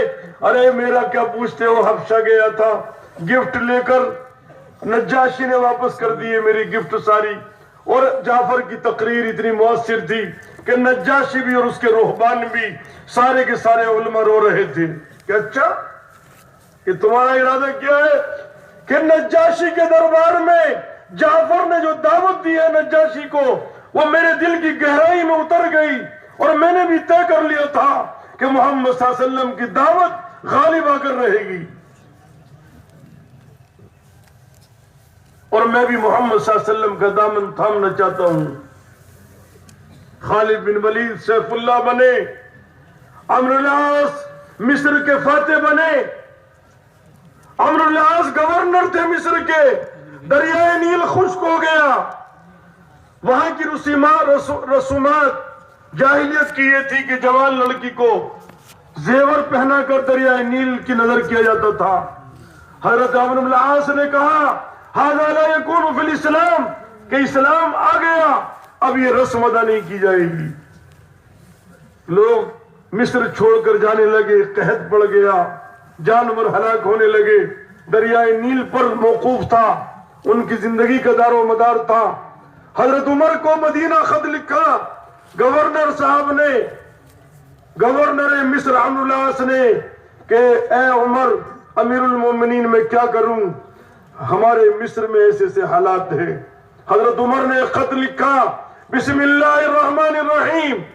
یہ عمر فاروق کی طرف سے جو خادم ہے ایمان والوں کا، دریائے نیل کے نام اراداری نیلا ان کنت تجری من قبلک ولا تجری وان کان اللہ الواحد القہار یجریک فنسأل اللہ الواحد القہار یجریک فاجرہ اللہ 17 ذراعا. اے دریائے نیل بسم اللہ الرحمن الرحیم، یہ خط عمر کی طرف سے، امیر المومنین کی طرف سے تیرے نام ہے. اے نہر نیل اگر تو خود بہتی تھی ہمیں تیری ضرورت نہیں ہے، اگر اسے اللہ بہاتا تھا تو ہم اللہ کا واسطہ دیتے ہیں کہ تو بہنے لگ. تو اللہ نے اتنا بہایا 17 ہاتھ بلند ہو کر فوراً خط ڈالتے ہی پانی چلنے لگا اور آج تک بہ رہا ہے. فاتح حبشہ بنے، بلاد افریقیہ میں عمرو بن العاص گئے، جو حبشہ ایمان والوں کو پکڑنے کے لیے گئے تھے. وہ عمرو بن العاص کتنے بڑے آدمی بنے اور دین کے کتنے بڑے داعی بنے. یہ دعوت اتنی پاورفل ہے، یہ امت دوست دعوت کو بھول گئی تو غیبی نظام اس کے ساتھ سے ہٹ گیا. اب یہ ٹکر مار رہی ہے، ٹکر مار رہی ہے. یہ اجتماع اس لیے منعقد کیا گیا ہے ہم مقصد زندگی کو پہچانے. اس امت کا مقصد زندگی دعوت اللہ ہے. اللہ نے اس امت کی شرافت و کرامت و بزرگی اور علو مرتبہ، علو شان دعوت میں رکھی ہے، اور عبادات بھی باقی رہیں گی دعوت سے، اور دین بھی باقی رہے گا دعوت سے.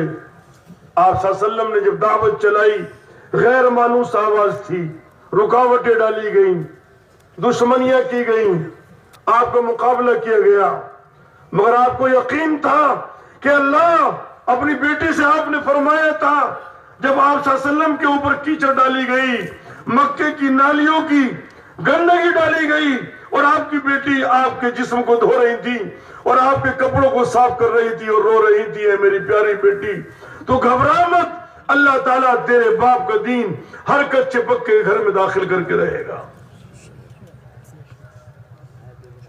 آپ صلی اللہ علیہ وسلم کو یقین تھا کہ ہر کچے پکے گھر میں یہ دین داخل ہوگا. تو آپ صلی اللہ تعالی علیہ وسلم ان لوگوں سے بھی مایوس نہیں ہوئے جو آپ کے راستے میں روڑے ڈالتے تھے، کانٹے بچھاتے تھے. جو اس امت کا فرعون تھا ابو جہل، آپ اس سے بھی مایوس نہیں تھے. آپ نے ابو جہل کے لیے بھی دعا کی اور عمر کے لیے بھی دعا کی. عمر کے حق میں قبول ہوئی، ابو جہل کے حق میں تو نہیں ہوئی، مگر بیٹے اور پوتے اور بہو کے حق میں قبول ہو گئی. یہ امت خیر خواہ ہے تمام انسانوں کی. خدا پاک کی قسم اگر دنیا کے بسنے والے انسان سمجھ لیں تو قدم بوسی کریں گے، مگر بات یہ ہے دوستو ہم اپنے مقصد کو بھول گئے. ہم کس لیے آئے تھے؟ ہمارے جینے کا مقصد کیا تھا؟ ہمارے زندگی کا مقصد کیا تھا؟ ہم بھول گئے. جب آپ صلی اللہ علیہ وسلم نے مکہ فتح کیا تو آپ صلی اللہ علیہ وسلم نے اعلان کر دیا مکے میں کہ محمد صلی اللہ علیہ وسلم کسی کا جان لیوا نہیں ہے، وہ رحمت بن کر آیا ہے، کسی کا خون کا پیاسا نہیں ہے. محمد صلی اللہ علیہ وسلم کی طرف سے امن میں ہے. وہ لوگ جو بیت اللہ میں داخل ہو جائیں گے اور امن سے رہیں گے، وہ لوگ جو اپنا دروازہ بند کر لیں گے سب امن سے رہیں گے. مگر ابو جہل کا بیٹا اکرمہ، اسے اتنی نفرت تھی محمد صلی اللہ علیہ وسلم سے کہ وہ مکہ چھوڑ کر یمن بھاگ گیا، اور اس کی بیوی ام حکیم رضی اللہ تعالیٰ عنہ بن گئی. وہ چلی ہے تلاش میں شوہر کی، مگر شوہر کشتی میں بیٹھ گیا اور کشتی چلنے لگی یمن کی طرف، اور یہ سمندر کے کنارے پر دوپٹہ ہلا رہی ہے، میرے شوہر کہاں جا رہے ہو مجھے چھوڑ کر؟ مگر کشتی طوفان کی زد میں آ گئی۔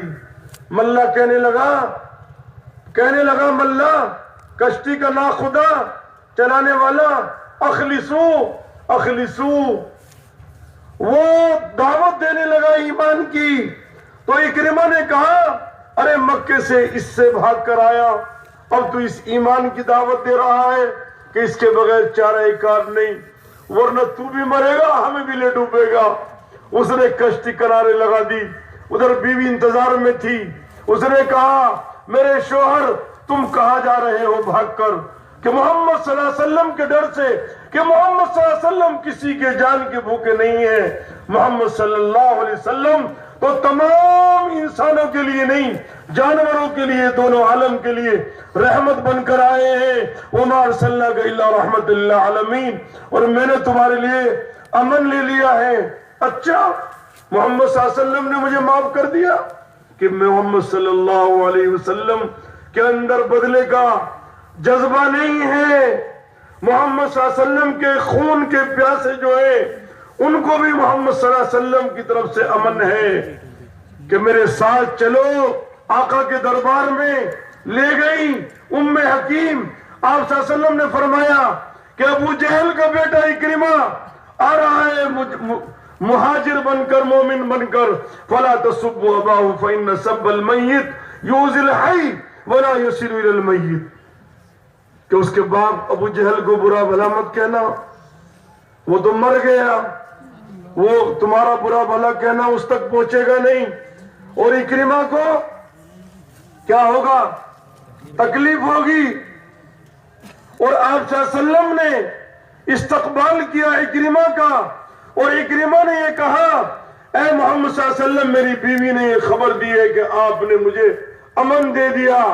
آپ نے فرمایا ام حکیم صحیح کہتی ہیں، اور سامنے بیٹھ گئے، کہنے لگے اے محمد صلی اللہ علیہ وسلم کیا اللہ مجھے معاف کر دیں گے؟ میں نے آپ کے راستوں میں کانٹے بچھائے ہیں، میرا باپ ابو جہل، اس امت کا فرعون، کیا یعنی زبان حال سے حضرت اکرمہ یہ کہہ رہے ہیں کیا اللہ کے ہاں میری معافی ہے کہ زمانے جاہلیت کے تمام گناہ اللہ معاف کر دیں گے؟ ایمان قبول کرنے کے بعد بہت مطمئن ہوئے اور وحدانیت اور رسالت کا کلمہ پڑھ لیا۔ حضرت اکرمہ نے یہ کہا میں آپ کے ہاتھوں پر بیعت ہوتا ہوں، اور میں آج یہ فیصلہ کرتا ہوں کہ جتنا میں نے جان مال اس دین کو مٹانے میں لگایا تھا اس سے کہیں زیادہ جان مال میں اسلام کی تبلیغ میں لگاؤں گا۔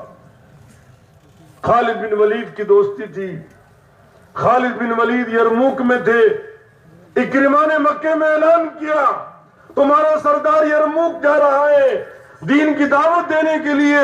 70 گھرانے ساتھ ہو گئے حضرت اکرمہ کے، اور بیٹے بھی ساتھ تھے اور بیوی بھی ساتھ تھی، اور ملک شام پہنچ گئے۔ میدان یرموک میں خالد بن ولید نے ایک دن حضرت اکرمہ سے کہا اے میرے دوست اکرمہ تم میرے خیمے میں چل کر آرام کر لو، بہت سارے میرے پاس ایسے افراد موجود ہیں جو تمہاری جگہ کام کریں گے، تمہارا مارا جانا میرے لیے بہت شاق گزرے گا۔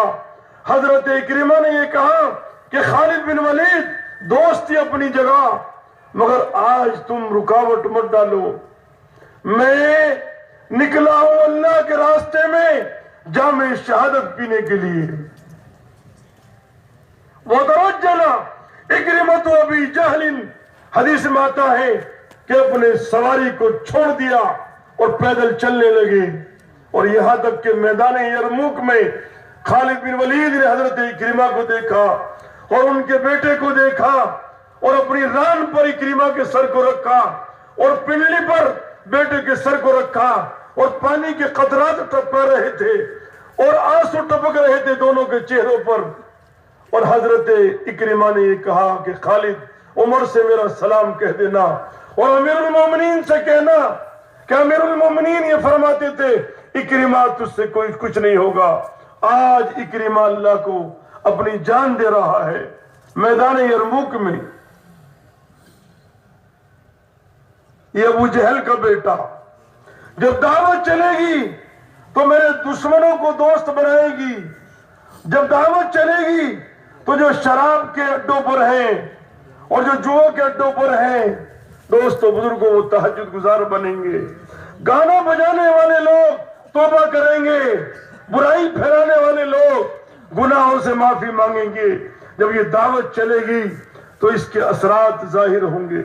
عرب دنیا کا سب سے بڑا گویہ جس کے بارے میں مشہور ہے کہ اس کا حلق سونے کا ہے. کیا ہے اس کا حلق؟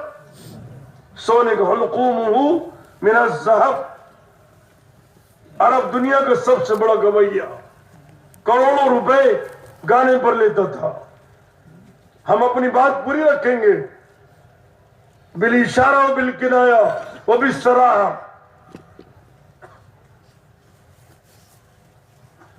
دعوت میں اتنی طاقت ہے کہ کالج کے پڑھنے والا ایک دوست وہ چاہتا تھا کہ گویہ اس کی آواز اتنی سریلی آواز کہ اگر یہ آنکھوں میں آنکھیں ڈال کر گانا گا دے تو آدمی مسحور ہو جائے. یہ میرے اوپر گزری ہے. میں مراکو میں جو حضور صلی اللہ علیہ وسلم کی شان میں اس نے نعت پڑھی, مولانا طارق جمیل بھی تھے, ہم لوگ بیٹھے تھے اور وہ کرسی پر بیٹھا تھا.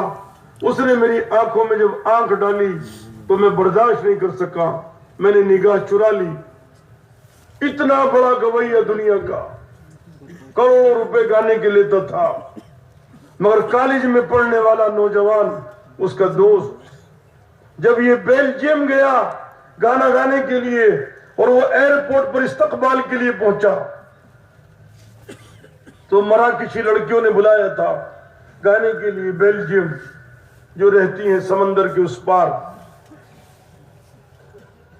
تو یہ دوست جماعت کے احباب کو لے کر استقبال میں پہنچا ایئرپورٹ پر. مجھ سے خود کہا عبدالہادی, اس کا نام ہے عبدالہادی مغنی الخیاط, مجھ سے خود کہا اس نے کہ میں نے دیکھا ادھر اسکرٹ پہنے ہوئے لڑکیاں میرا استقبال کر رہی ہیں تالیاں بجا کر, اور ادھر حضرت لوگ کھڑے ایک درجن جو مرکز سے آئے. میں شرما گیا. حضرت لوگوں کو دیکھ کر شرمائی جاتا آدمی, چونکہ اللہ نے حضور صلی اللہ علیہ وسلم کے چہرے میں ایک روب رکھا تھا. آپ کا روب اتنا تھا کئی کئی مہینے دوری تک اس روب کا اثر لوگ محسوس کرتے تھے. تو جو حضور کے چہرے کو اپنائے گا, ہمارے جو بزرگ لوگ ہیں نا, ہم دیکھتے ہیں ایئرپورٹ پر پولیس والے بھی فوج والے بھی احترام کرتے, ارے بھائی یہ بزرگ ہیں سفید داڑھی والے ہیں. ارے غیر مسلم عورتیں بھی سیٹ چھوڑ دیتی ہیں. نہیں, ہمارے ملک کی وطنی بھائی ہندو بھائی باشرہ لوگوں کو دیکھ کر عورتیں بھی ساڑی پہننے والی سیٹ چھوڑ دیتی. انہیں بزرگ صاحب کو بٹھاؤ. ارے ہوتا نہیں ہوتا, بولو کہ انہیں بٹھاؤ. ہمیں شرم آ رہی ہے کہ ہم بیٹھے ہیں جوان اور یہ بزرگ کھڑے ہیں.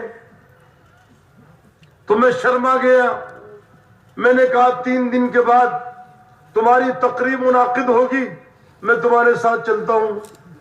دوست کے ساتھ میں مرکز چلا گیا. اس نے کھانا کھلایا, عشاء پڑھ کر سو گئے. 2 بجے میں اٹھا تو وہ مصلی پر رو رہا تھا. میری آنکھ کھلی, میں نے کہا کیا تکلیف ہے, قرض ہے؟ تو میرے پاس دنیا کی ریل پیل ہے. تو وہ کہنے لگا میرے دوست عبدالہادی, میں اپنے ذات کے لیے نہیں رو رہا ہوں, میں تیری ذات کے لیے رو رہا ہوں. میں اللہ سے یہ کہہ رہا ہوں کہ اللہ, میں ایئرپورٹ سے یہاں لانے کی کوشش کرتا رہا, یہ مرکز میں آ گیا. جب یہ آ گیا مرکز تک اور تیرے گھر میں پہنچ گیا تو اللہ دل تیرے قبضے میں ہے. یقلبها کیف یشاء, تو دلوں کو جدھر چاہے پلٹ سکتا ہے. عبدالہادی کے دل کو پلٹ دے پلٹ دے پلٹ دے پلٹ دے. میں تیرے لیے رو رہا ہوں کہ وقت دے, موقع دے سوچنے کا کہ آج فیصلے کی رات ہے. آج تجھے فیصلہ کرنا ہے کہ موقع دو کہ کوئی موقع نہیں ہے. میں نے کہا آج عبدالہادی یہ طے کرتا ہے کہ آج کے بعد سے گانا نہیں گائے گا. یہ میری دوستی ہے اس سے, میں بے صفے کی بات نہیں کرتا. ابھی میں 3 مہینے پہلے گیا تھا اجتماع میں, کتنی مرتبہ جانا ہوا, اس کے ساتھ ہی نماز پڑھتا تھا میں, اور بار بار میں یہ قصہ سنتا, اور میں اللہ کے راستے میں نکلا تو میں نے حضور صلی اللہ علیہ وسلم کی زیارت کی کہ عبدالہادی مرکز بناؤ دعوت کا. میرے والد نے 100 بیگھہ زمین مجھے دی تھی, یعنی 100 بیگھہ کا مطلب 20 ایکڑ, 20 پنجے 100. میں نے 50 بیگھہ زمین مرکز کو دے دی کہ یہ زمین دعوت و تبلیغ کے مرکز کے لیے ہے, اور اسی کے اندر سالانہ اجتماع ہوتا ہے. بادشاہ نے بلایا کہ ہم تجھے سولی چڑھا دیں گے, تو ہمارے ملک کی شان, تو نے گانا بند کر دیا. کہ بات سمجھ میں آ گئی, موت سمجھ میں آ گئی, آخرت سمجھ میں آ گئی. یہ زندگی مختصر ہے, اللہ کی بارگاہ میں حاضر ہونا ہے, قبر میں جانا ہے, منو بھر مٹی کے اندر رہنا ہے, کوئی پرسان حال نہیں ہوگا. قیامت کے میدان میں اللہ کے سامنے پیشی ہوگی کہ تم نے عمر کہاں لگائی, جوانی کہاں خرچ کی, اور تم نے مال کہاں سے کمایا, کہاں لگایا. مجھے اپنی آخرت سدھارنی ہے, آپ مجھے چاہے سولی چڑھا دیں, عبدالہادی اب گانا نہیں گائے گا. میں دوسرے اجتماع میں جا رہا تھا, ایک عرب دعوت کرتے ہیں, اجتماع کے بعد میرے برابر میں عبدالہادی بیٹھے ہوئے تھے. ریڈ لائٹ پر لڑکیاں اسکول کی جا رہی تھی, انہوں نے ہماری گاڑی کی طرف نظر ڈالی اور وہ تالی پیٹنے لگی, عبدالہادی عبدالہادی مغنی گویا اس گاڑی میں بیٹھا ہے. پھر ایک موقع پر میں گیا تو مجھے دکھایا کہ دیکھو بادشاہ نے ایک تقریب منعقد کی, اور اس میں ایک کرسی ڈالی اونچی, اور اس میں 1000 آدمیوں کو دعوت دی کہ عبدالہادی نہیں مانے گا تو الوداعی تقریب منعقد کی جائے. میں نے جبہ پہنا, عمامہ لگایا, اور مجھے دیکھو شیخ سلمان, میں نے یاسین شریف پڑھی جا کر اس کرسی پر. یہ زندگیوں کو پلٹنے والی دعوت ہے. یہ نوجوانوں کو جو والدین کی نافرمانی کر رہے ہیں, اپنے ماں باپ کو مار رہے ہیں, وہ ماں جس نے جنم دیا ہے اس کو مارتے ہوئے میں نے خود دیکھا ہے ایک نوجوان کو. یہ اطاعت سکھائے گی, فرما برداری سکھائے گی, یہ صداقت سکھائے گی, حقوق کی ادائیگی سکھائے گی. جس دن ہم اپنی صحیح دعوت پر کھڑے ہو جائیں گے, خدا پاک کی قسم ہمارا دنیا لوہا مانے گی کہ یہ سچے لوگ ہیں, یہ محمدی ہیں, یہ رسول اللہ صلی اللہ علیہ وسلم کے پیروکار ہیں. آج جو ساری دنیا میں نفرتیں ہیں, میرے دوستوں بزرگوں, ہم محمد الرسول اللہ صلی اللہ علیہ وسلم کی قربانیوں پر پانی پھیر رہے ہیں. اللہ ہم سے ناراض ہے, اللہ ہم سے ناراض ہے. ایک اسٹیشن پر تھے ہم, پرانا وقت کی بات ہے, ٹی ٹی صاحب آئے, ٹی سی, انہوں نے ہمیں پکڑ کے بڑے صاحب کے پاس لے گئے کمرے میں. وہ بڑے صاحب بولے انہیں کیوں لایا ہے؟ یہ نماز پڑھ رہے تھے.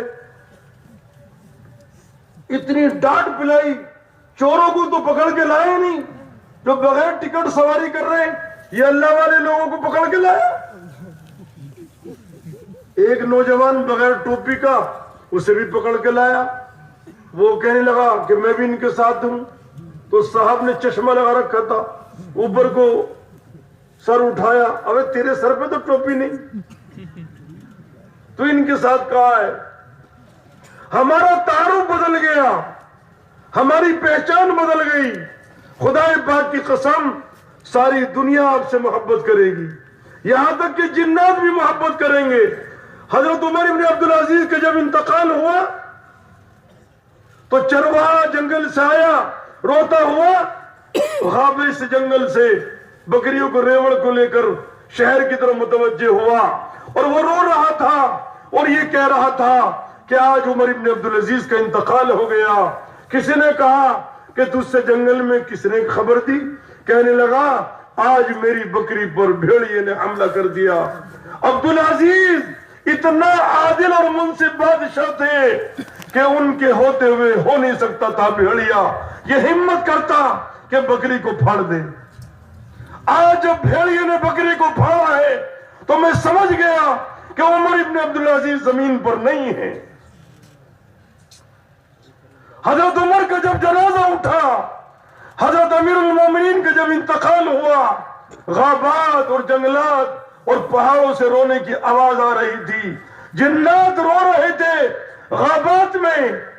ہماری اس مجلس میں جنات بھی ہے، آپ کو نظر نہیں آ رہے، وہ بھی بیان سن رہے، وہ بھی جماعتوں میں جا رہے۔ جنگلات سے جنات کے رونے کی آواز آ رہی تھی کہ آج عمر فاروق دنیا سے رخصت ہو گئے۔ خدا کی قسم بھیڑیا بھی اطاعت کرے گا، شیر بھی رہبری کرے گا۔ شیر نے ہر سفینہ کی رہبری کی۔ اے ابو الحارث، تو ہے یا میں ہوں جنگل میں محمد الرسول اللہ صلی اللہ علیہ وسلم کا غلام ہوں، میری جماعت آگے بڑھ گئی، مجھے میری رہبری کر۔ شیر نے پونچھ ہلائی، ہر سفینہ کی رہبری کی۔ خدا کی قسم جنگلی جانور بھی تابعداری کریں گے اور تکلیف دینے والے جانور آپ کی خدمت کریں گے۔ چوہا جو کپڑوں کو کاٹتا ہے حضرت مقداد کے لیے 17 اشرفی لے کر آیا۔ کتنی بولو؟ اشرفی لے کر آیا، اور آخر میں تھیلی بھی لے کر آیا۔ یہ اشارہ تھا میری ملکیت میں 17 ہی تھی، باقی اب تھیلی خالی ہے۔ چوہا تکلیف دینے والا جانور، وہ حضرت مقداد کے لیے 17 اشرفی لے کر آیا۔ میرے دوستوں، بزرگوں اور بھائیوں، یہ انسان ہی غلامی نہیں کریں گے بلکہ جانور بھی تمہارے تابعدار ہوں گے۔ حضرت عقبہ بن نافع نے قیروان کے جنگل میں ٹیلے پر کھڑے ہو کر، میری جماعت گئی تھی قیروان، میں گاڑی میں بیٹھا تھا، ایک عرب نے کہا شیخ سلمان گاڑی سے اترو، 1400 سال پہلے اس قیروان کے جنگل میں اس ٹیلے پر عقبہ بن نافع نے آواز لگائی تھی اور جنگلی جانوروں کو للکارا تھا، ایتها الحشرات الارض والسباع نحن اصحاب رسول اللہ صلی اللہ علیہ وسلم فرحلوا فإننا نازلون فمن وجدناه بعد قتلناه۔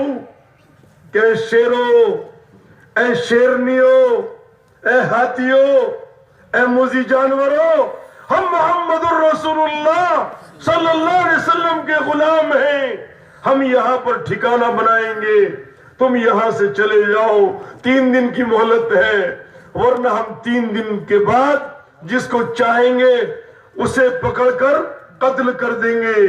جنگلی جانور سنہرے سونے کے حروف سے لکھنے کی تاریخ ہے۔ جنگلی جانور مورخین، عیسائی مورخین بھی لکھتے ہیں کہ جنگلی جانوروں نے عقبہ بن نافع کے لیے اس جنگل کو خالی کر دیا تھا۔ کہاں ہو؟ بھیگی ہوئی بکری، بھیگی ہوئی بھیڑ، بھیگی ہوئی چوہیا کی طرح سے زندگی گزار رہے۔ آج ساری دنیا میں تباہی مچ رہی۔ آج میرے دوستوں بزرگوں، انسان کے لیے بھیڑیا بن گیا، آج انسان جانور بن گیا۔ کل جانور بھی انسان کی خدمت کرتا تھا، آج انسان انسانوں کے لیے جانور بن گیا، بھیڑیا بن گیا۔ ایک بزرگ نے کہا کہ یہ سب بھیڑیے ہیں، چیتے ہیں، یہ سانپ اور بچھو ہیں، کہ لے تو میرا چشمہ لگا کر دے۔ انسان کے اندر درندوں کی صفت آ گئی۔ جب دعوت کی محنت چھوٹ جائے گی، زمین پر محنت ہوگی تو زمین سے پھل اور پھول اگیں گے، انسان مٹی سے بنا ہے، انسان پر محنت بند ہوگی تو انسان باکمال بنے گا، اور جب مٹی پر محنت بند ہوگی تو سانپ اور جھاڑ اور جنگال پیدا ہوں گے، انسان پر محنت بند ہو جائے گی تو انسان سانپ اور بچھو بن جائے گا۔ آج کوئی کسی سے مطمئن نہیں، آج انسان کو دیکھ کر ڈر رہا ہے۔ آج دوستو سانپ کا ڈر نہیں، چیتے کا ڈر نہیں، بھیڑیے کا ڈر نہیں، شیر کا ڈر نہیں، آج انسان کو انسان کا ڈر ہے۔ آج ساری دنیا میں بے چینی ہے۔ آپ صلی اللہ علیہ وسلم جب تشریف لائے تھے اس وقت بھی بے چینی تھی، آپ نے کلمے کی دعوت چلائی، ایسا سکون، ایسا اطمینان، ایسے حالات میں درستگی۔ آپ نے فرمایا اے میرے صحابہ، تم دیکھو گے کہ ایک عورت ہیرا سے چلے گی اور مدینہ آئے گی تنہا اور زیور پہنے ہوئے ہوگی، کوئی آنکھ اٹھا کر دیکھنے والا نہیں ہوگا۔ حضرت عمر کے زمانے میں ایک عورت ہیرا سے آئی، زیور لگا ہوا تھا، مدینہ پہنچی، حضرت عمر نے پوچھا راستہ کیسا تھا؟ کہنے لگی پر امن تھا، کانہم من ام واحد، سارے انسان ایک ماں کی اولاد تھے، کسی نے مجھے آنکھ بھر کر نہیں دیکھا۔ آج ہم عصمتوں کے لٹیرے بن گئے۔ عیسائی لوگ جوان بیٹیوں کو ایمان والوں کے گھر چھوڑ کر جاتے تھے کہ ایمان والوں کے گھروں میں ہماری بیٹیوں کی عزتیں محفوظ رہیں گی۔ حضور اکرم صلی اللہ علیہ وسلم کی تعلیمات اگر زندہ ہو جائیں گی، اس مسلم قوم میں خدا کی قسم بہار آ جائے گی اور یہ محبوب بن جائیں گے۔ کیا بن جائیں گے وہ لوگ؟ محبوب بن جائیں گے، فرشتوں کے محبوب بنیں گے، فرشتوں کے محبوب، اللہ کے محبوب، آسمانی دنیا میں جو مخلوق اس کے محبوب، زمین میں جو مخلوق اس کے محبوب۔ حضرت سعد بن معاذ کا جب جنازہ اٹھ رہا تھا اور حضور صلی اللہ علیہ وسلم چھوٹے چھوٹے قدم رکھ رہے تھے، صحابہ نے پوچھا خلاف معمول آپ کا یہ عمل، چھوٹے چھوٹے قدم؟ آپ نے فرمایا سعد بن معاذ کے جنازے پر اتنے فرشتے اترے ہیں کہ قدم رکھنے کی جگہ نہیں ہے۔ حدیث میں آتا ہے اہتز عرش الرحمن، سعد بن معاذ کے جنازے پر عرش ہلنے لگا۔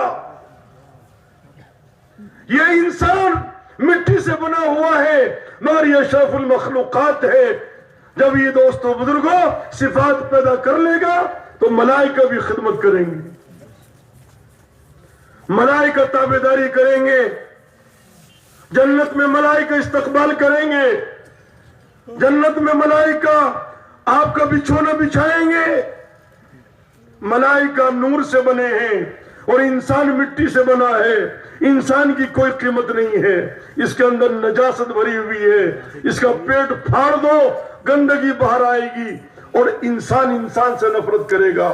یہ مٹی سے بنا ہوا انسان، یہ دوستوں بزرگوں اتنا اندر سے ناپاک کہ اس کا پاخانے میں اتنی نفرت کہ جانور اگر گوبر کر دے اس میں بدبو نہیں ہے، جو انسان کی نجاست میں بدبو ہے۔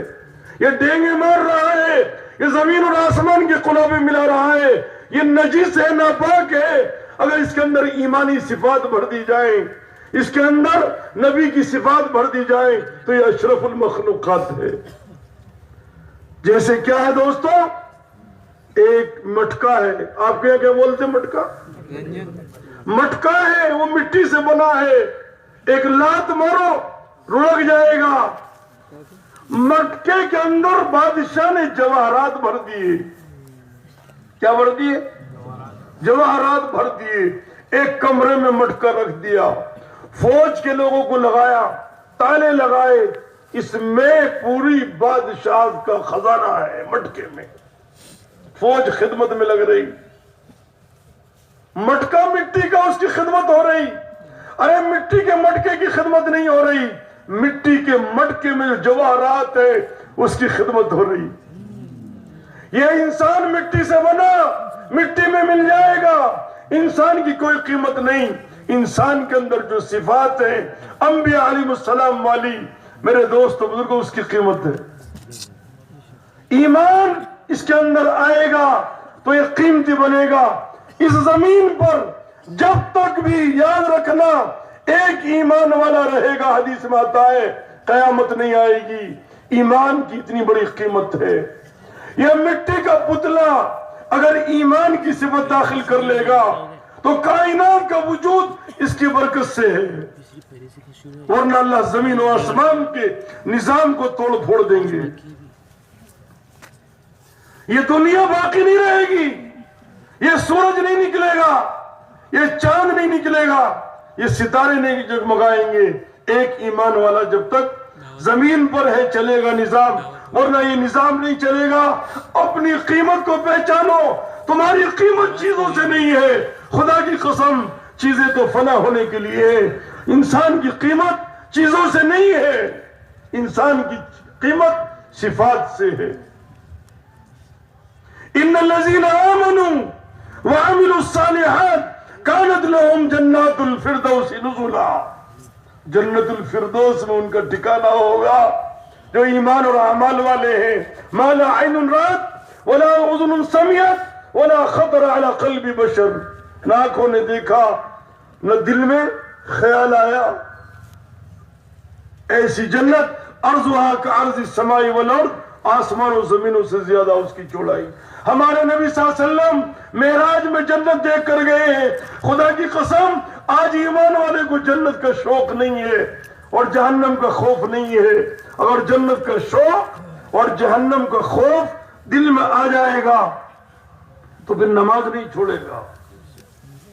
ہماری قیمت چیزوں سے نہیں ہے، چیزیں فرمایا کہ اس دنیا کی قیمت اللہ کے نزدیک مچھر کے پر کے برابر نہیں ہے۔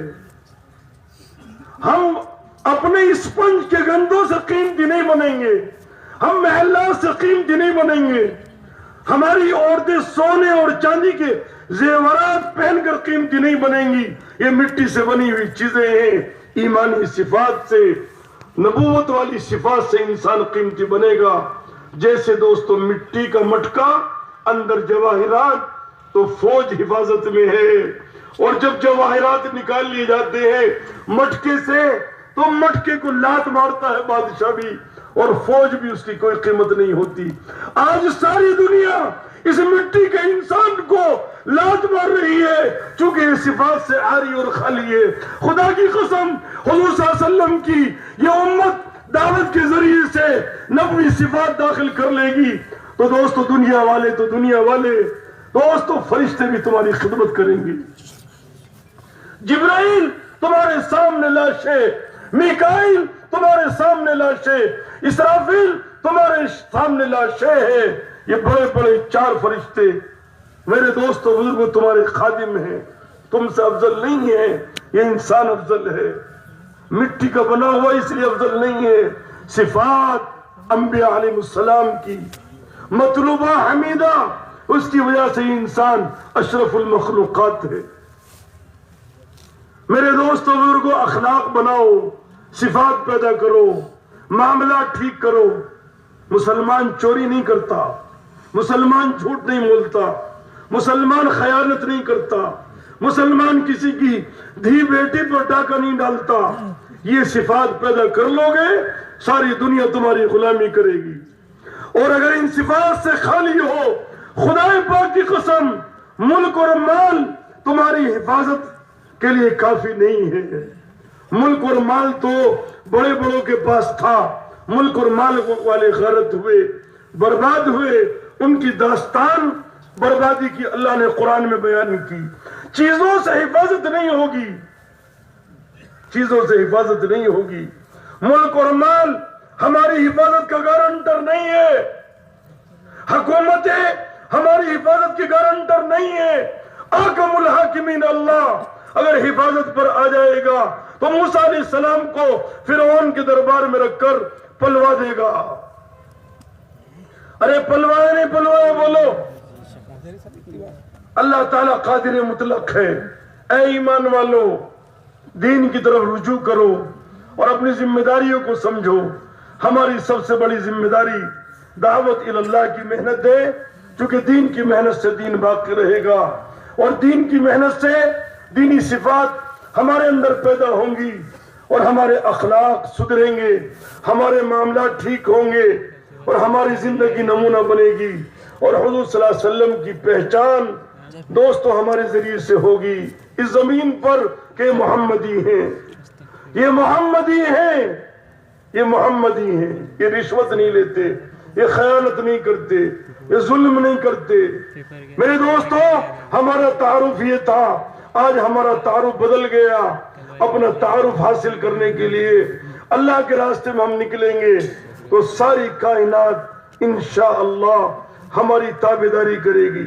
جنات ہماری خدمت میں ہوں گے، ملائکہ ہماری خدمت میں ہوں گے، اور تمام حیوانات ہماری خدمت میں ہوں گے، اور اللہ ہماری چیزوں میں برکت ڈالیں گے، ہمارے مال میں برکت، کمائی میں برکت، گھی میں برکت، دودھ میں برکت، غلے میں برکت، کھجوروں میں برکت، ہمارے سنتروں میں برکت، ہمارے جتنے بھی پھل فروٹ ہیں اس میں برکت ڈالیں گے۔ اگر ایمان والے وَلَوْ أَنَّ أَهْلَ الْقُرَىٰ آمَنُوا وَاتَّقُوا لَفَتَحْنَا عَلَيْهِمْ بَرَكَاتٍ، برکتوں کے دروازے کھول دیں گے۔ کریں گے انشاءاللہ، کریں گے، برکتیں آئیں گی۔ آج کمائی یہ ہے، برکت نہیں ہے، مال ہے، برکت نہیں ہے۔ میرے دوستوں بزرگوں، ہماری زندگیوں میں برکت نہیں، کمائیوں میں برکت نہیں، چیزوں میں برکت نہیں۔ صفات آئیں گی، برکتیں آئیں گی، صفات آئیں گی محنت سے۔